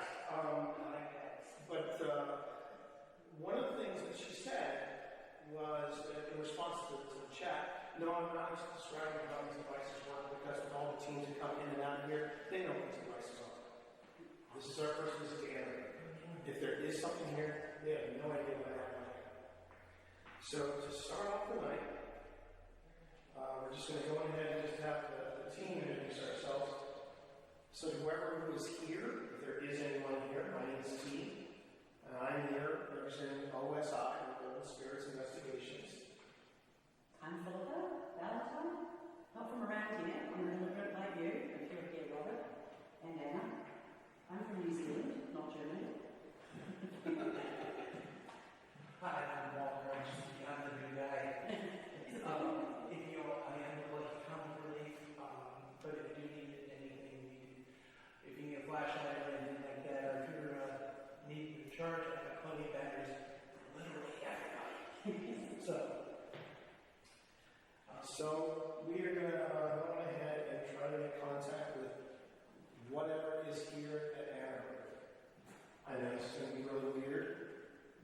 If you have been in here, you've probably seen me before, you've probably seen my wife before. This is our first time inside. You've probably seen us outside. We brought friends here. We came at 2 o'clock in the morning because we left Because I left the recording device here, and I still have to listen to that 6 hours of audio on the phone. But what we got? What did it say? It said, can you feel me? Hold on. All right, so at this point, we are officially starting the investigation. You saw that I introduced myself, then Pip introduced herself, and then Walker introduced himself. So, now we're starting in earnest. This is the lead up. I've warmed everybody up. I'm like, okay, this is who we are. This is what we do. Now we're actually going to get to the investigation, and I'm setting up what is known as the Mel meter, or we just call it Mel, but it's Mel. and it is a that device in my hand is not only an EMF reader, but it is also a temperature gauge, and I'm setting it up to be in REM pod mode. And one of the things that you're going to see when we're reviewing this type of footage is that some things just won't happen. Some things it's just a quiet night. I don't recall off the top of my head the main floor being that active, but that's why you record everything, because most of the time you forget about what's actually happening before and after it's happened, unless it's really super memorable. But that won't start until later, and we haven't gotten to the when we get to that point. Phil will be involved. He'll come in and he'll do his thing, and we're all good. So we'll see how this goes. So let me go on ahead and let me explain. We're trying to make contact with you, and the device in my hand allows that. Thank you, Walker. Bless you. This is. See, I had somebody asking, what should I do? Oh, really? We're going to explain that. Yeah, you go first. I got one that just said bored. I get that a lot. Okay. So, he wasn't I got foolish, I'm confused. I got redemption, my death, message for you. Now, let me explain what you all have. Those of you who are running GhostTube right now, GhostTube comes with what is called a word bank. The theory is, because we use EMF to detect possible paranormal activity, the theory is that if spirits can manipulate electromagnetic frequencies, they should be able to go into your phones, sift through that word bank that comes with GhostTube, and say, all right, this is the word I want to use. Now, they also work, word banks also work with random generators. Well, they will just go on ahead and they will sift through it and say, here's a random word. One of the things people like to say about GhostTube, though, is, well, it's just listening to your voice. It's using a microphone. Pip actually disabled her microphone. And this was at a very active location, and her GhostTube is still going off and her responses, relevant responses to what's happening there. So that is what you're seeing if you're wondering what all these different little devices are. The one in the middle, this right here is called a REM pod, or a melody. But we'll just call it the music box. This music box has a stick, and if you go up to that stick, that's how it works. You don't even have to touch it. And none of these devices can hurt you in any possible way. They cannot hurt you, but they help us know that you're here. They also help us know whether or not you want to talk to us. But if you could go up to this black box with a silver stick and just get close to it, just to let us know you're here, we would appreciate that. Amused. Now, I do remember one thing that was really cool about this particular preliminary investigation / pseudo public event. We had a lot of people running GhostTube, and one of the things I do remember is that for this being a word bank, a lot of the words were all connected in some way, shape, or form. Like, I know that at one time it would say amused, and another one would say moron, and they were like, "What is he doing?" We got responses like that from 3 different people, and it's that sort of when random words start spitting out a pattern like that across devices. That's where it gets into what we call compelling evidence. And if I remember correctly, that did happen while we were here. Hopefully, the echo won't keep me from picking up all those instances. Well, at least they're honest. Now, one other device I'm going to put out here, and if Robert Portner is actually here right now, if Robert Portner is here right now, you're going to love this. So this right here is an electronic device. Don't think I can trademark it, but thank you.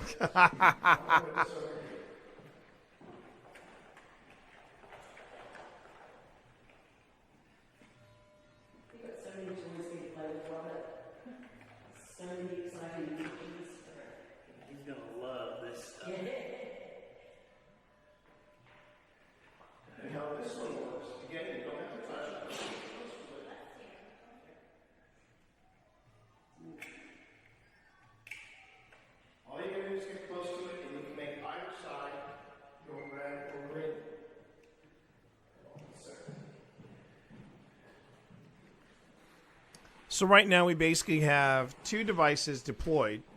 One is relying on EMF, the other one is relying on motion or temperature. No, I thought I heard I did hear it. Oh, that thing it's just changing colors. Never mind.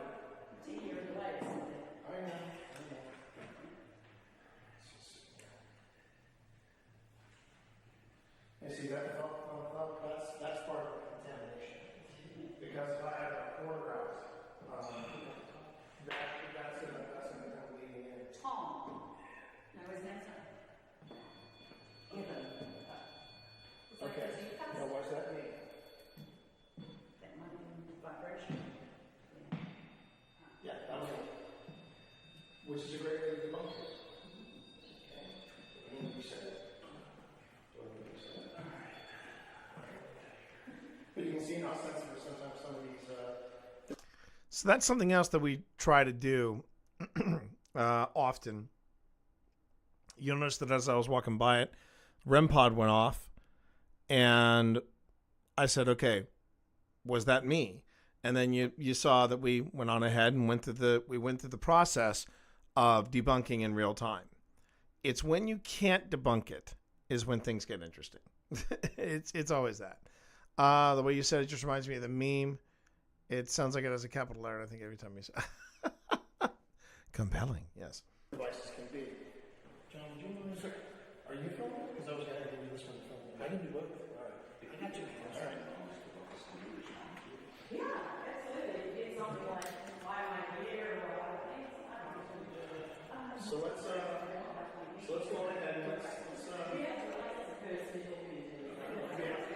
you know, so one of the questions I just overheard and covered just fine. The when you do get a response, whether it's on those two or otherwise, if you want to tell us what it is, that would be helpful. But the other thing too is that you don't have to necessarily project your voice or take on a more authoritative tone when you're speaking. You can just go ahead and just talk. This is my place. This is your earlier. Okay. So I guess the first question is, if this is your place when you're talking to someone from. So I don't know if you caught that, but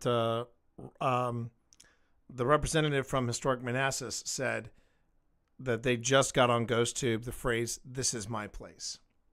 That's pretty interesting. And again, if you want to tell us, if you want to show us that you're here and you're part of the corporate family, just go ahead and come up to that device, that black box with the silver stick, and just come close to it.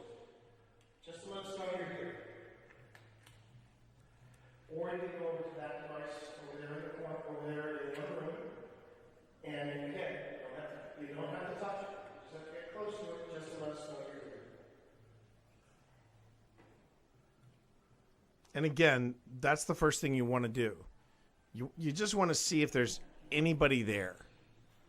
And while yes, you could get hits on the word bank and things like that, that's neat.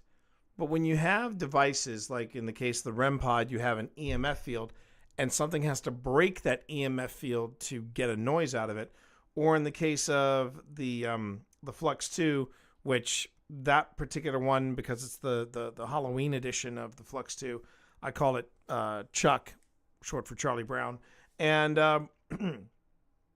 that one is triggered by motion. So if we have something that breaks an EMF field or something that is detected, but there's nothing there, that's when it gets interesting. And I know you've talked about why you don't believe the devices hurt ghosts, but often they get they go off a lot when you mention you're leaving, but appear to be quiet the rest of the time, which makes me wonder if they may, or if it can hurt them, and they just have enjoying having someone around and are willing to risk the pain for a small amount of time to keep you there a bit longer. Now that's a great counter theory to the theory that we always have. The theory being that if these devices were causing some kind of pain to these, because and this is where you get into the real deep, the deeper aspects of paranormal investigation. what exactly are you dealing with? Are you dealing with energy that has been transformed from one state to a different state? Are you dealing with something that is a residual haunting versus an intelligent entity? And again, that's why you ask for things like, hey, can you make one of these devices go off? Then you realize you're dealing with something intelligent. And the thing is that a lot of these devices do not require any kind of physical touch. A lot of these devices, if something just gets near them, they go off. And one of the things that like I said, Phil and I noticed is that they will go off during an evening. I have had full conversations with open air using the Flux 2. And it's really an amazing thing when you see the red light go off and the green light go off, and they're direct answers to questions that I'm asking. And where we came up with the idea or the theory that these devices can't hurt them is, before we came along, they were pretty much, now they might have been alone, who knows, but there is a sense of peace. There is a sense of tranquility, right? It's quiet. And then we come in and we're like, hey, we want to talk to you, and maybe they don't want to talk to us. Maybe they just want to watch us from afar. But then when they find out, oh crap, they're leaving, suddenly all of our devices go off. So I've always thought that if it really did cause pain to something that isn't there, to something that has remained, if you will, I've always been of the mindset, again, this is my own personal theory, that if these devices really did hurt ghosts, then why do they set them all off? In fact, if anything, they shouldn't say a thing. They shouldn't interact with them at all, and we'll be out of there even faster. You know what I mean? So the thing you'll find out when it comes to paranormal study, paranormal investigations, is there's a lot of theories. There's nothing concrete yet, but there's a lot of theories. And I always go back to what I said earlier. I've been doing this for 4 years, and I still don't think I can prove, beyond the shadow of a doubt, that ghosts exist and there is an afterlife. But I can't deny some really weird stuff has happened to me. And the more I get into it, the weirder it gets. You know what I mean? I never really had thought about it before until it was brought up the first time in my videos. But since you've added it as one of your opening statements, I've kept wondering. No, well, that was the thing. You notice when I was talking about how the devices can't hurt you, and then I pointed at somebody, I was actually pointing specifically at the events coordinator from Historic Manassas, because she was the one that tested me and Phil about that. And Phil and I were like, oh, shoot, we don't really have any evidence either way. We were just under the impression, And when we went to Historic Manassas to share our findings with them, that was the first thing we addressed. And I showed them a clip of it actually happening at the candy factory. And I said, if these devices really did hurt these folks, they wouldn't be making things go off like that. They'd want us out of there. At least that's my take on it. And I could be wrong, but that is the theory that I'm running with. So I hope that helps you out, Zodi. I hope that actually brings you a little bit more of an alternative look at it. But yeah, no, it's a great question, and it is a great observation to make. So yeah. I got prepared these two devices. Oh, actually, you know what? Put the candle on there and the other one. Please.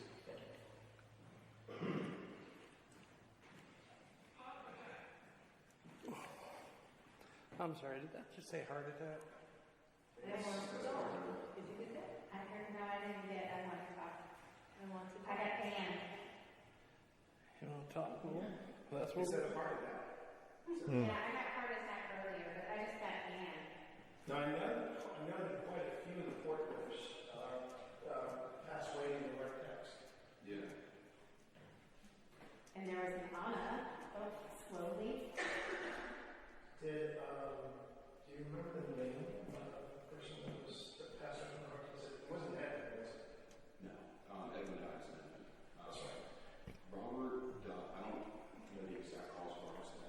So the guy that I'm talking to there, he wrote literally the book on the Portner family, on their rise and their fall.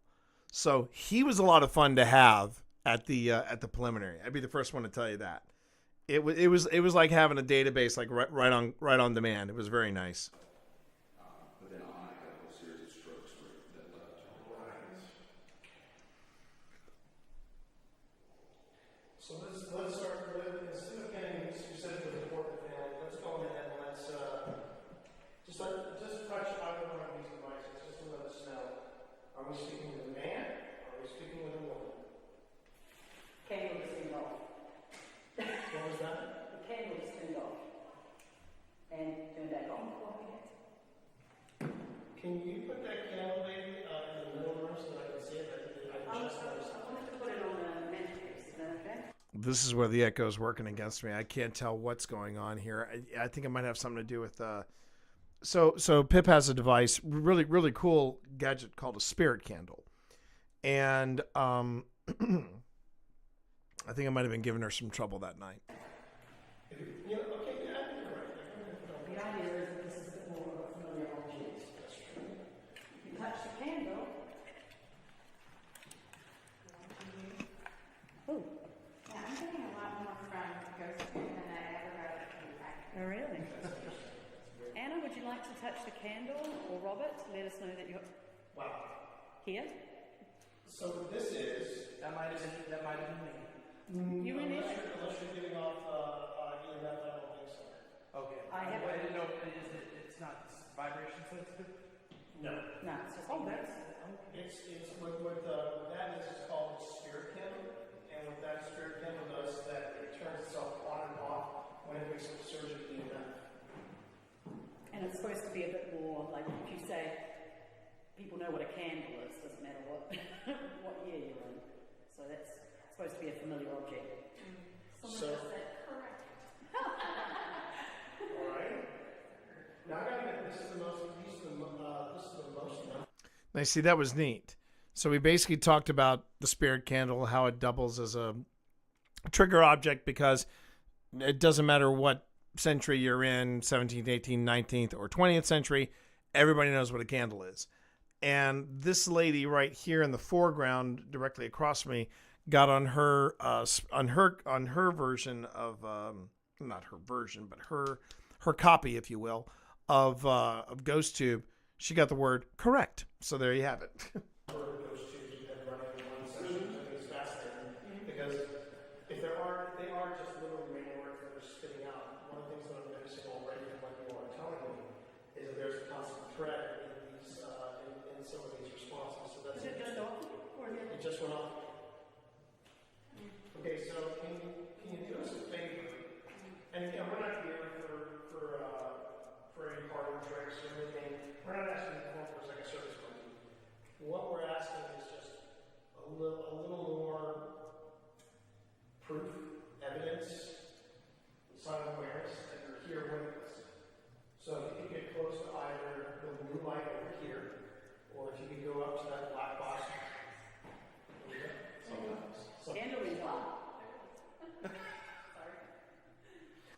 So basically what's happening right now, you don't see it because unfortunately we don't have a camera on it, but the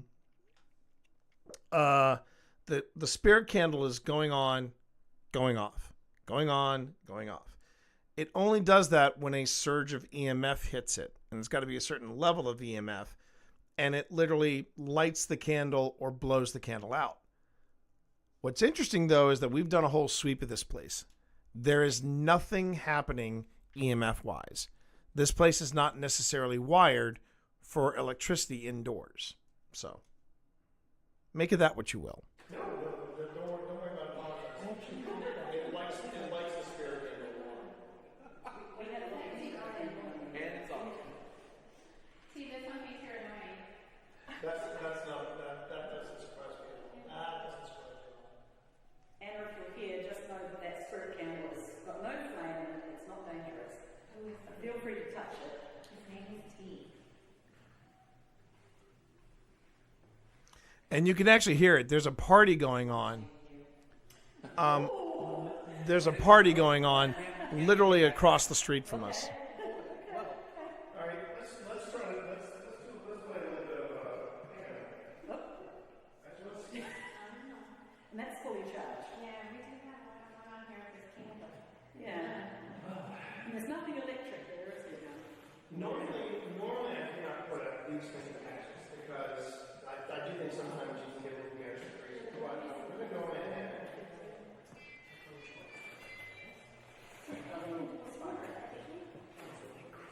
And I'm going to set this on a low setting just to see. What do you I'll get my phone out of the way. My phone. That's fine. Mary Hunter's battery just died. What about this? Okay. What happened? Mary Hunter's battery tanked. It's terrible. Really? Oh, I just got uneternal. Well, aren't we full of ourselves? Okay, so you light the candle. That's great. Okay, then let's go ahead and let's. You can't understand. Yes, that's very true, Walker. It's very true. And I have to be aware of that when I go to certain places because when we were at Wildwood, apparently, according to Alice Matsuo, my rig, the camera, the phone, streaming and all that stuff, was putting off a huge amount of EMF. So we had to keep a wide berth around my camera, which was this camera actually. So what I did was I also put out another device, and this is where you have to be careful when you put out devices. I went to this one particular investigation, and I literally put out like 4 or 5 devices out, and then one of our guest investigators that night pulled out another device, and literally as I'm editing the episode together, I was like, I have no idea where to look. So I've made it a point where I try to keep it to no more than 3. Now this is the 4th device I've deployed, but I really try to keep it at no more than 3. That way we're not tripping over each other in the ways of gadgetry. Well, we're trying to understand. That's why we're giving you different, trying to give you different options on communicating with us. And you seem to be very fascinated with that candle. That's great. It's unknown. Are you a friend? It's unknown. Yes. You don't know us. But we're getting to know you. So, I'm going to go ahead and ask, are we speaking with Anna?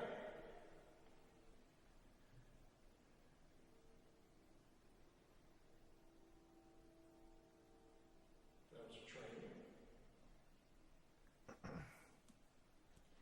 Anna, if you're with us.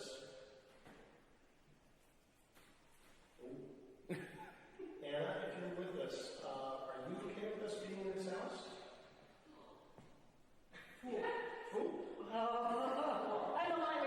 Yes, I just got called a fool. I'll tell you what, why don't you ask some questions to Anna? Okay. Anna, we come to your house with the utmost respect. It's a beautiful place. And we want to know if it's okay that we're here talking to you,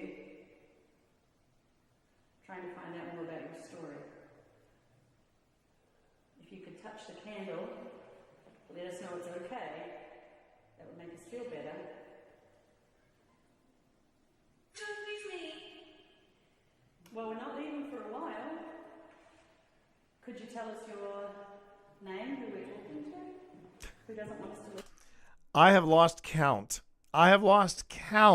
Zodi, how often I have been dissed by the ghost. I really have. Probably the ghost that has been the nicest to me was a ghost called Gladys over at Linville Manor. And if you go back and you watch the Linville Manor episodes, in part 2, she does me a solid. And I'll just leave it at that. They always seem grumpy when you ask them questions. Sometimes that happens. Now, if you watch the Linville Manor episodes that Phil and I did in the previous season, not season 3, but season 2, you quickly figure out why Gladys kind of gave me a little chill to remind me, I'm the kahuna here. I'm the one in charge. And she was, but she's a delight. She's a delight. And like I said, in part 2 of the Linville Manor episode, she does me a solid. Definitely.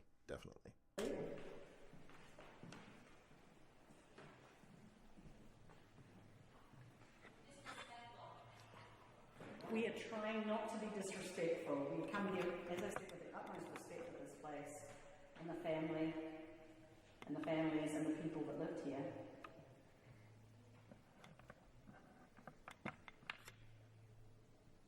Now watch. I've finally put the camera onto the candle, and the candle's not going to go off. It's cold.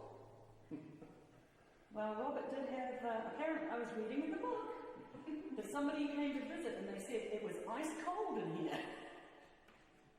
But it's not that cold today. Is it cold where you are?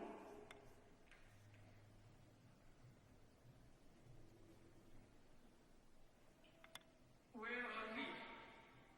That was an unusual voice. It sounded accented. It did. Well, we're in Annabelle. We're in your beautiful house. Ooh. What was that from? Okay. Oh, green. We got the. Yes, we're in Annabelle. Okay. Yeah, we are in Annabelle. Okay. Yes, it is a beautiful house. And yes, it's a beautiful house. I've been saying that ever since we first saw it. Jacket. Jacket? You need a jacket because it's cold. I have a question. How are you? Sure thing. What is the magnetic thing? That's an EMF reader. Okay, because every now and then I get like a little emergency signal. And what that is that it's picking up. Oh, the light went off and on again. It's what happens is when you get that indicator, it's saying that your EMF is spiking. Spell. It was the second time you've said it. That's the next. Taylor. Hi, no, let's try not to talk over loud. Let's read what it's on. I know, just hang on. So let's go back here. So I saw you get the green light off. So keep in mind, there is literally no EMF strong enough to really trigger off that candle, and yet it's just going off. And the really fascinating thing about devices like that candle is that, unlike other EMF meters that you've seen, like let's use Phasmophobia as an example, and maybe they are jealous of my hair, I don't know, but with a K2 meter, you're taking the device to find out where the EMF is occurring. With the spirit candle, something has to go to it to turn it off, or to make it light up and then go away, then light up and then go away. So the fact that this candle is going off, that's pretty interesting to me. That's very interesting to me. When you go on the other side, make the red light go.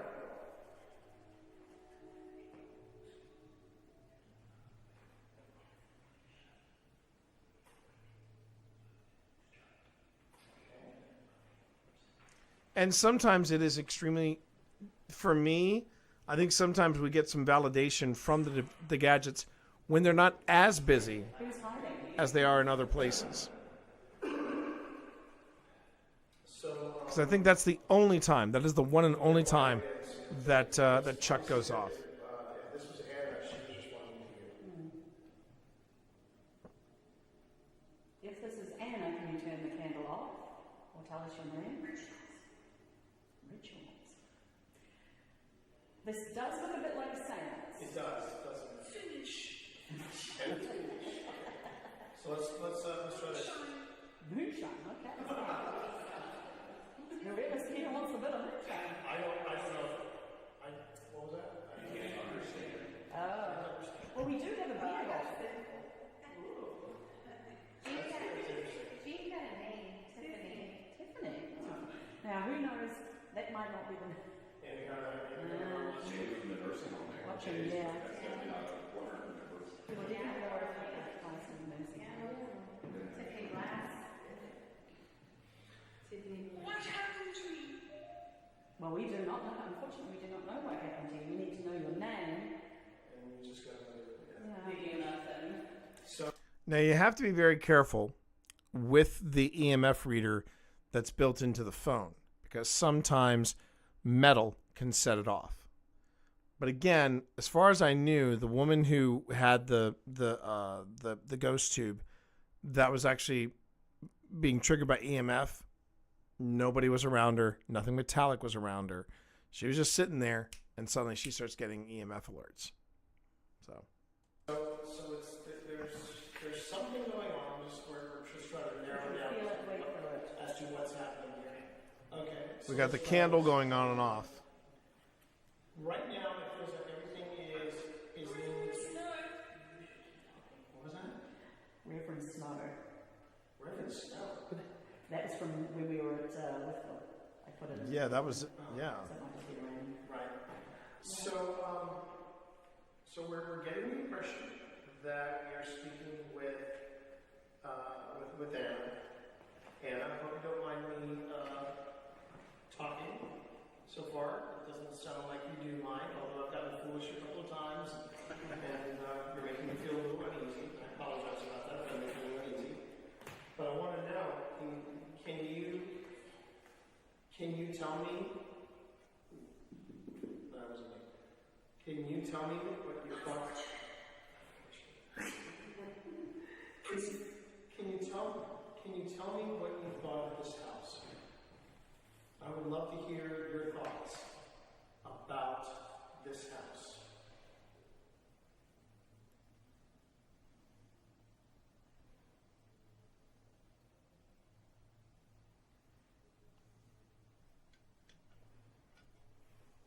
Can you share a memory with us, your favorite memory about this house? So that's another thing. That was a trick I picked up from another paranormal investigator. If you want to provoke in a friendly manner, try to avoid yes and no questions. Actually ask complex questions like, what's your favorite memory of the house? Can you tell me your name? Where do you want me to go next? Stuff like that actually might get some really interesting responses, either off of your word banks, off of the things that are measuring EMF, maybe even the stuff that's measuring temperature and motion. But you don't know until you try. I mean, again, some people describe paranormal investigation as pseudoscience, and I think it depends on how you approach it. I really do. I really believe in how you approach it. I'm trying to be as analytical and as critical about it as possible. I'm trying to be extremely Dana Scully about this.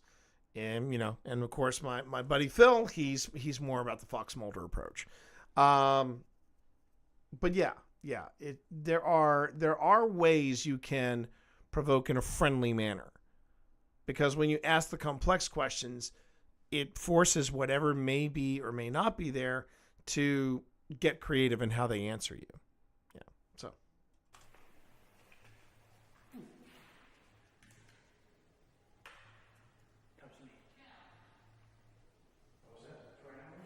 True. I know there were 3 ponds or little lakes, right? Please leave. And there's our first please leave. In a little while, but not straight away. I hope that's okay. I want to take some time to. Peter. What was that? Peter. Peter. It's bright. It's bright? Oh, don't look into the green light. It is quite bright.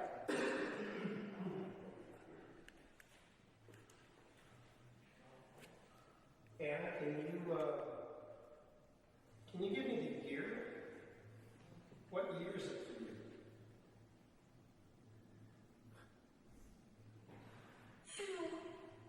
Full. Oh. Second time I'm a fool. Full, like full.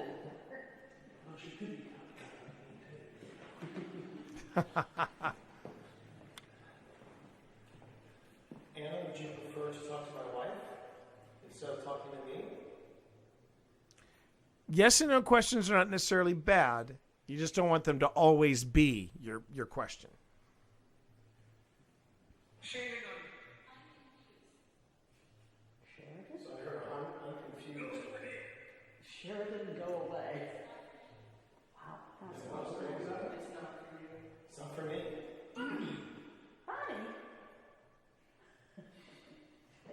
horse's name for some reason. So obviously she wants to talk to you. Okay. Oh, Anna, when All right. And that is where we... That is where our first clip of the night, our first clip inside, that's where that's wrapping up. And I think that is where I'm going to wrap it up because it is getting late and I need to power down. It's been, I don't want to say it's been a crazy day, but I've been trying to finish the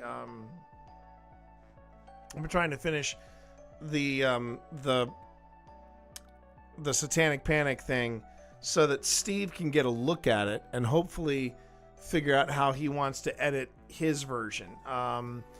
His portion of it. So right now, Steve is editing the game. He is editing the D&D game. And the thing is, what's happening around the D&D game is the investigation. So he's trying to figure out what parts of the investigation he brings in and what parts of the investigation he leaves out as we focus on the game.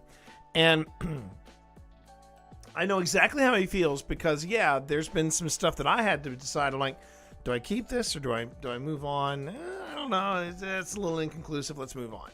And even with some of the editorial changes and not changes, but the editorial decisions that I made, the investigation is roughly an hour and a half, just the investigation part. But I think it's going to be a great collaboration once it's done. And I did ask for Steve's input on it because I want to make sure I get it right. But right now, I would like to go on ahead and share the love with somebody. And I know exactly who I want to share it with. We're going to go over to GPTV, Girls Play TV.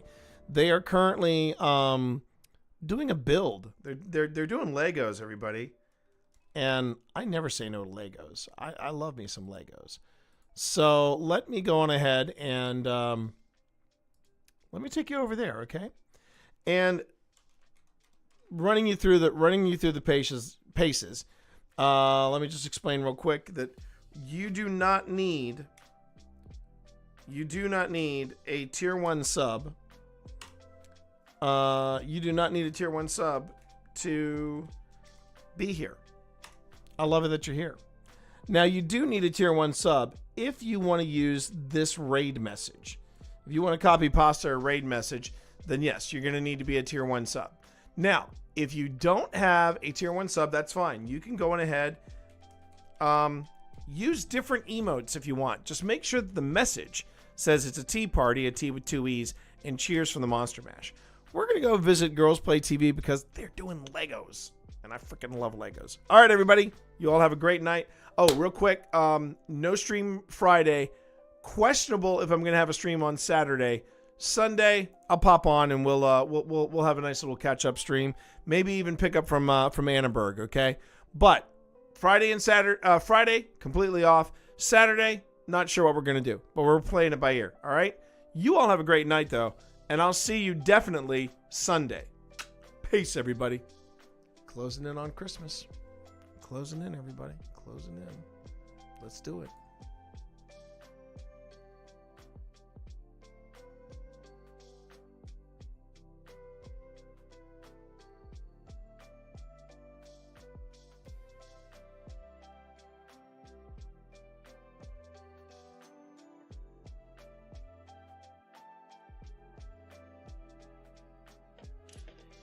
Playing Dragon Age Veilguard with stream on in the background, and the random stream is fucking killing me right now.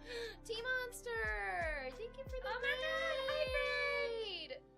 We're building Legos and being a little unhinged and yelling, but it's fine because we're making beautiful plants. I made a plum blossom earlier.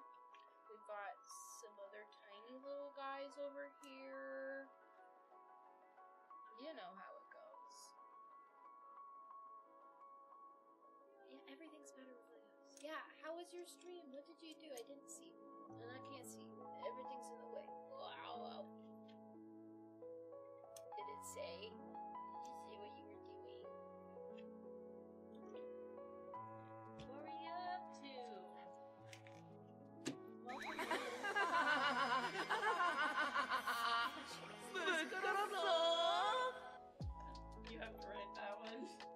That's all you, baby. Oh, yeah, it is.